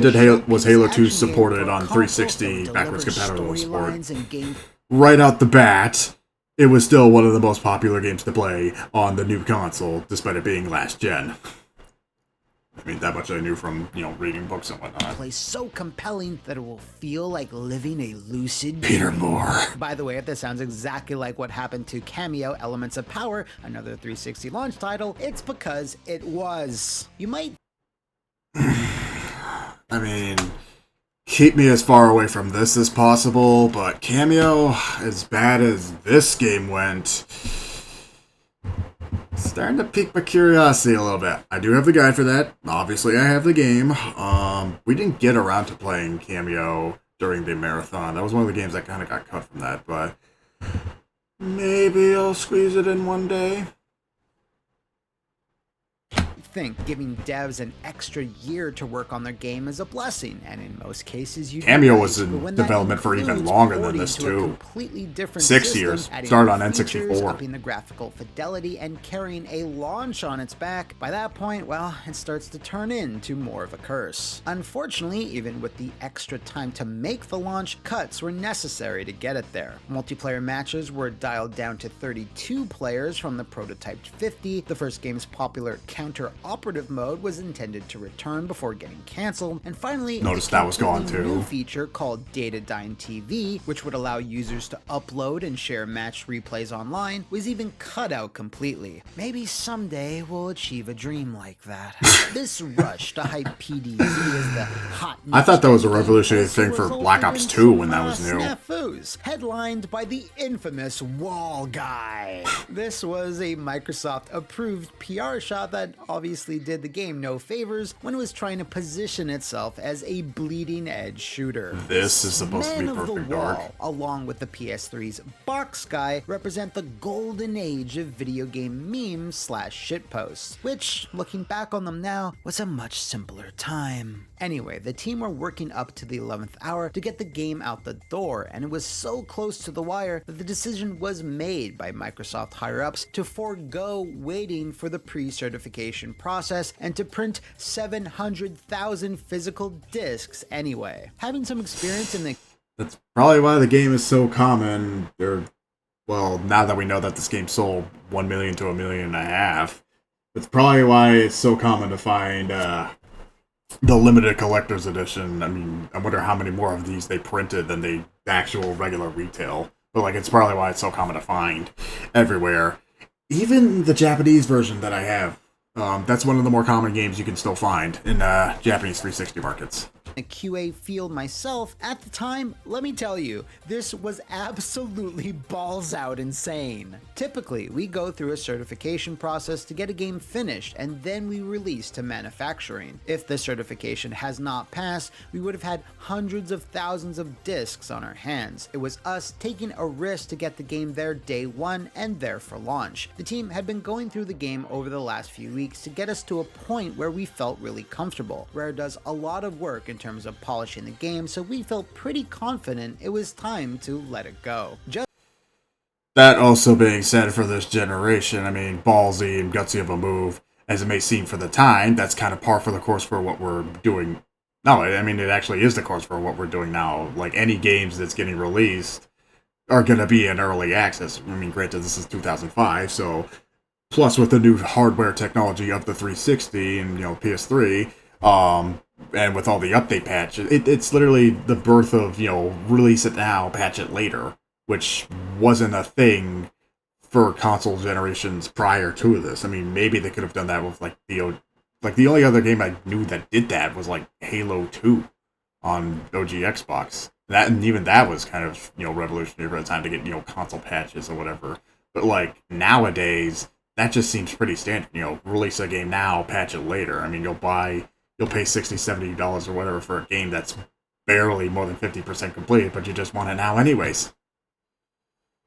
Gutsy move, but I want to say for this case, for how much this game sold, let alone how much it was hyped up, I hate to say that might have paid off.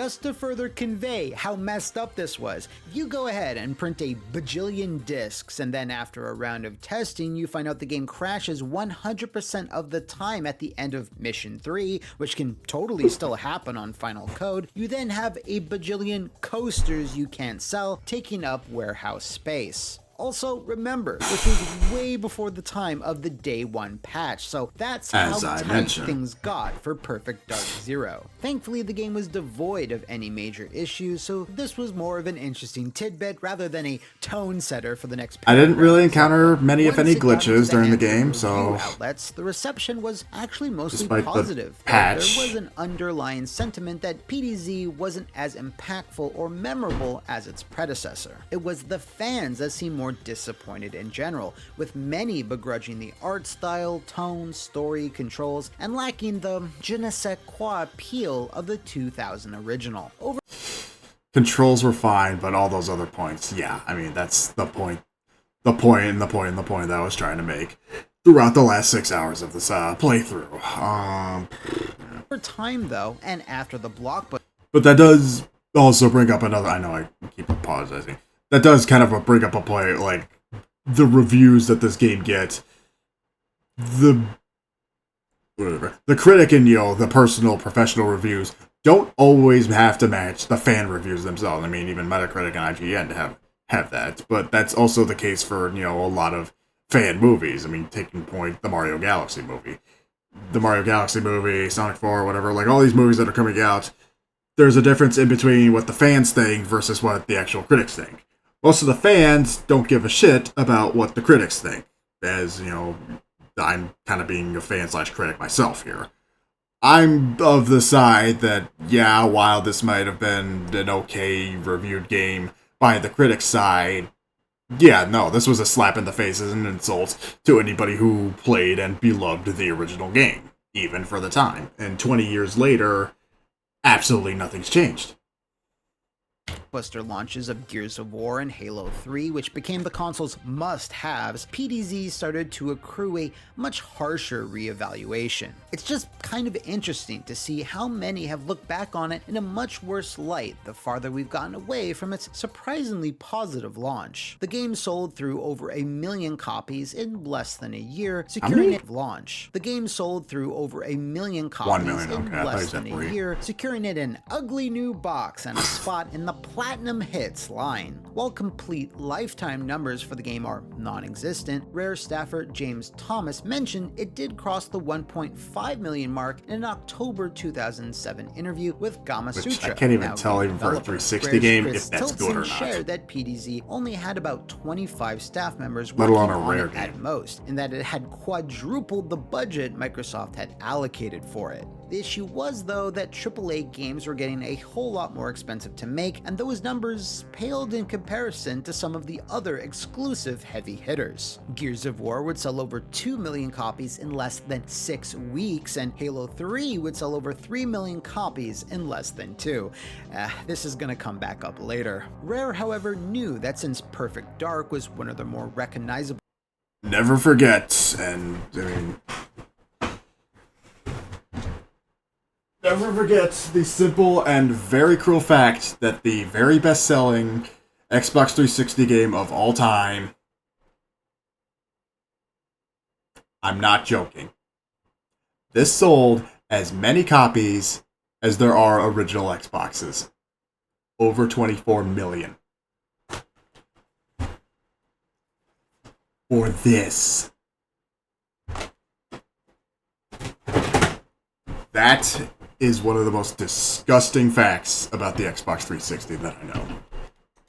IPs, and that its genre was a good fit for Microsoft's Never mind that it was bundled with the Kinect. They wanted to push forward with a true sequel, as it would have had a pretty good shot of getting the green light. Or would it? Rare turned to Chris Seavor, creator and voice of Conker, to be the head of a new Perfect Dark project. Chris threw himself into the task, crafting an intricately designed multi-part story structure that would span 2 chapters. The games would have been Perfect Dark Core and Perfect Dark Vengeance, with both exploring a grittier take on the series. According to Leo, the mid-2000s. 64, Chris's proposal for Core was a globe-trotting sci-fi action thrill ride that picked up Joanna's espionage career years after that whole misunderstanding with the Skadar, and would have featured more aliens, plot twists, and betrayals than ever before. It was going to ditch the anime aesthetic with a greater push towards realism, with Joanna becoming the polar opposite of her younger, peppier Zero incarnation. Rare management was excited about this pitch and believed in what the team was coming up with. Who'd they try to turn Joanna Dark into? Remy from Black Lagoon? Because the 2-game structure was going to be modeled after film series like Harry Potter and The Hunger Games. The plan was to immediately launch into developing Vengeance just as Core would have been wrapping up, reusing the same technology to dramatically improve their development efficiency and to hopefully avoid letting staff go during downtime. As soon as you'd finish your work on Core, you'd move immediately onto Vengeance. Chris's bosses, the Stamper brothers, however, had gotten used to how Microsoft operated Wonder and what those wanted blokes to are up to ensure these that days. until the game had an impressive vertical slice, it needed to be protected and kept off the books as much as possible. During the later half of Core's unfinished development, the Stampers moved more and more staff onto other projects in a bid to keep PD Core low cost and away from Microsoft's burning gaze. If they caught wind of it too early, there was a chance of cancellation, given the somewhat unofficial state of the game, and if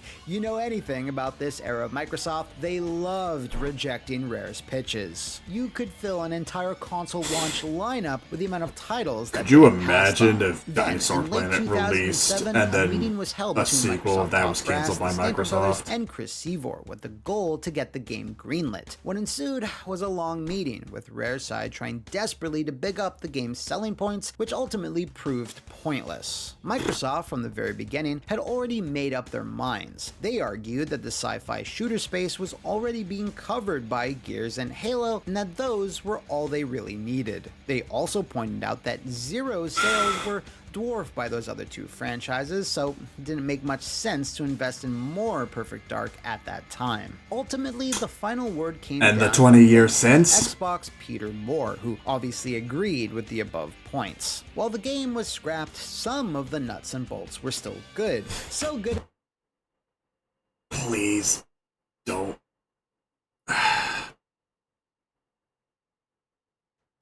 In fact, that some of PD Core's underlying tech was used in Banjo-Kazooie nuts and bolts. I've had a hard enough day, guys. Come on.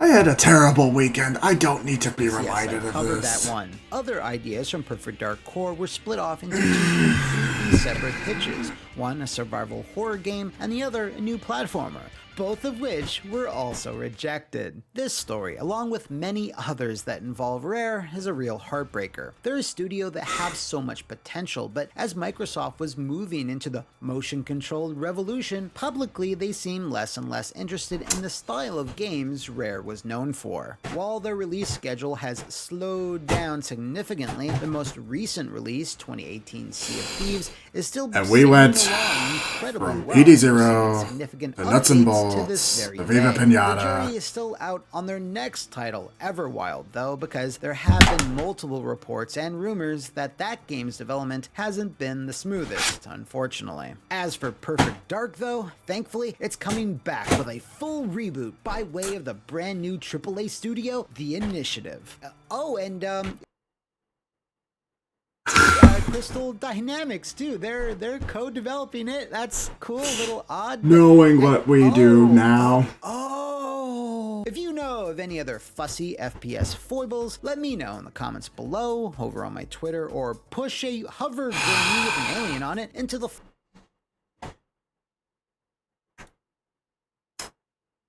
I know I put these things upon myself, and I really only have myself to blame. But at the end of the day, it's all just pains. Growing pains that never go away, no matter how much I try to fight them. Well, that closes the book on that one.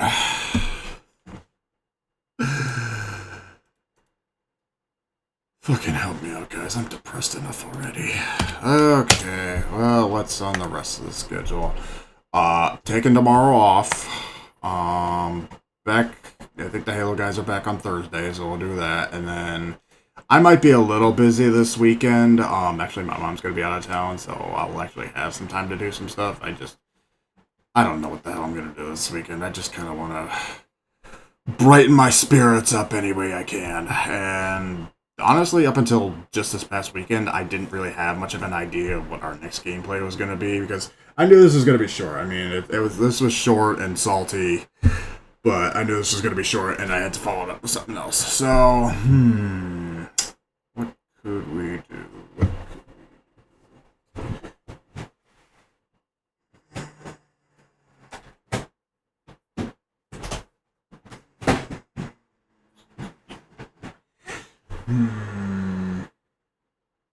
I'm still kind of feeling the FPS train after all that. But what could we do?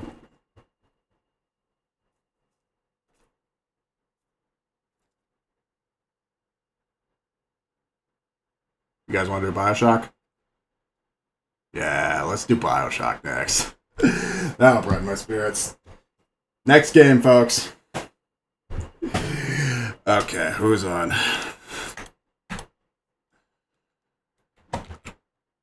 Yeah, I know who's on. I gotta send over through. I really hope I have a better week. I hope you guys have a better week than I'm having right now, folks. Take care. Good night.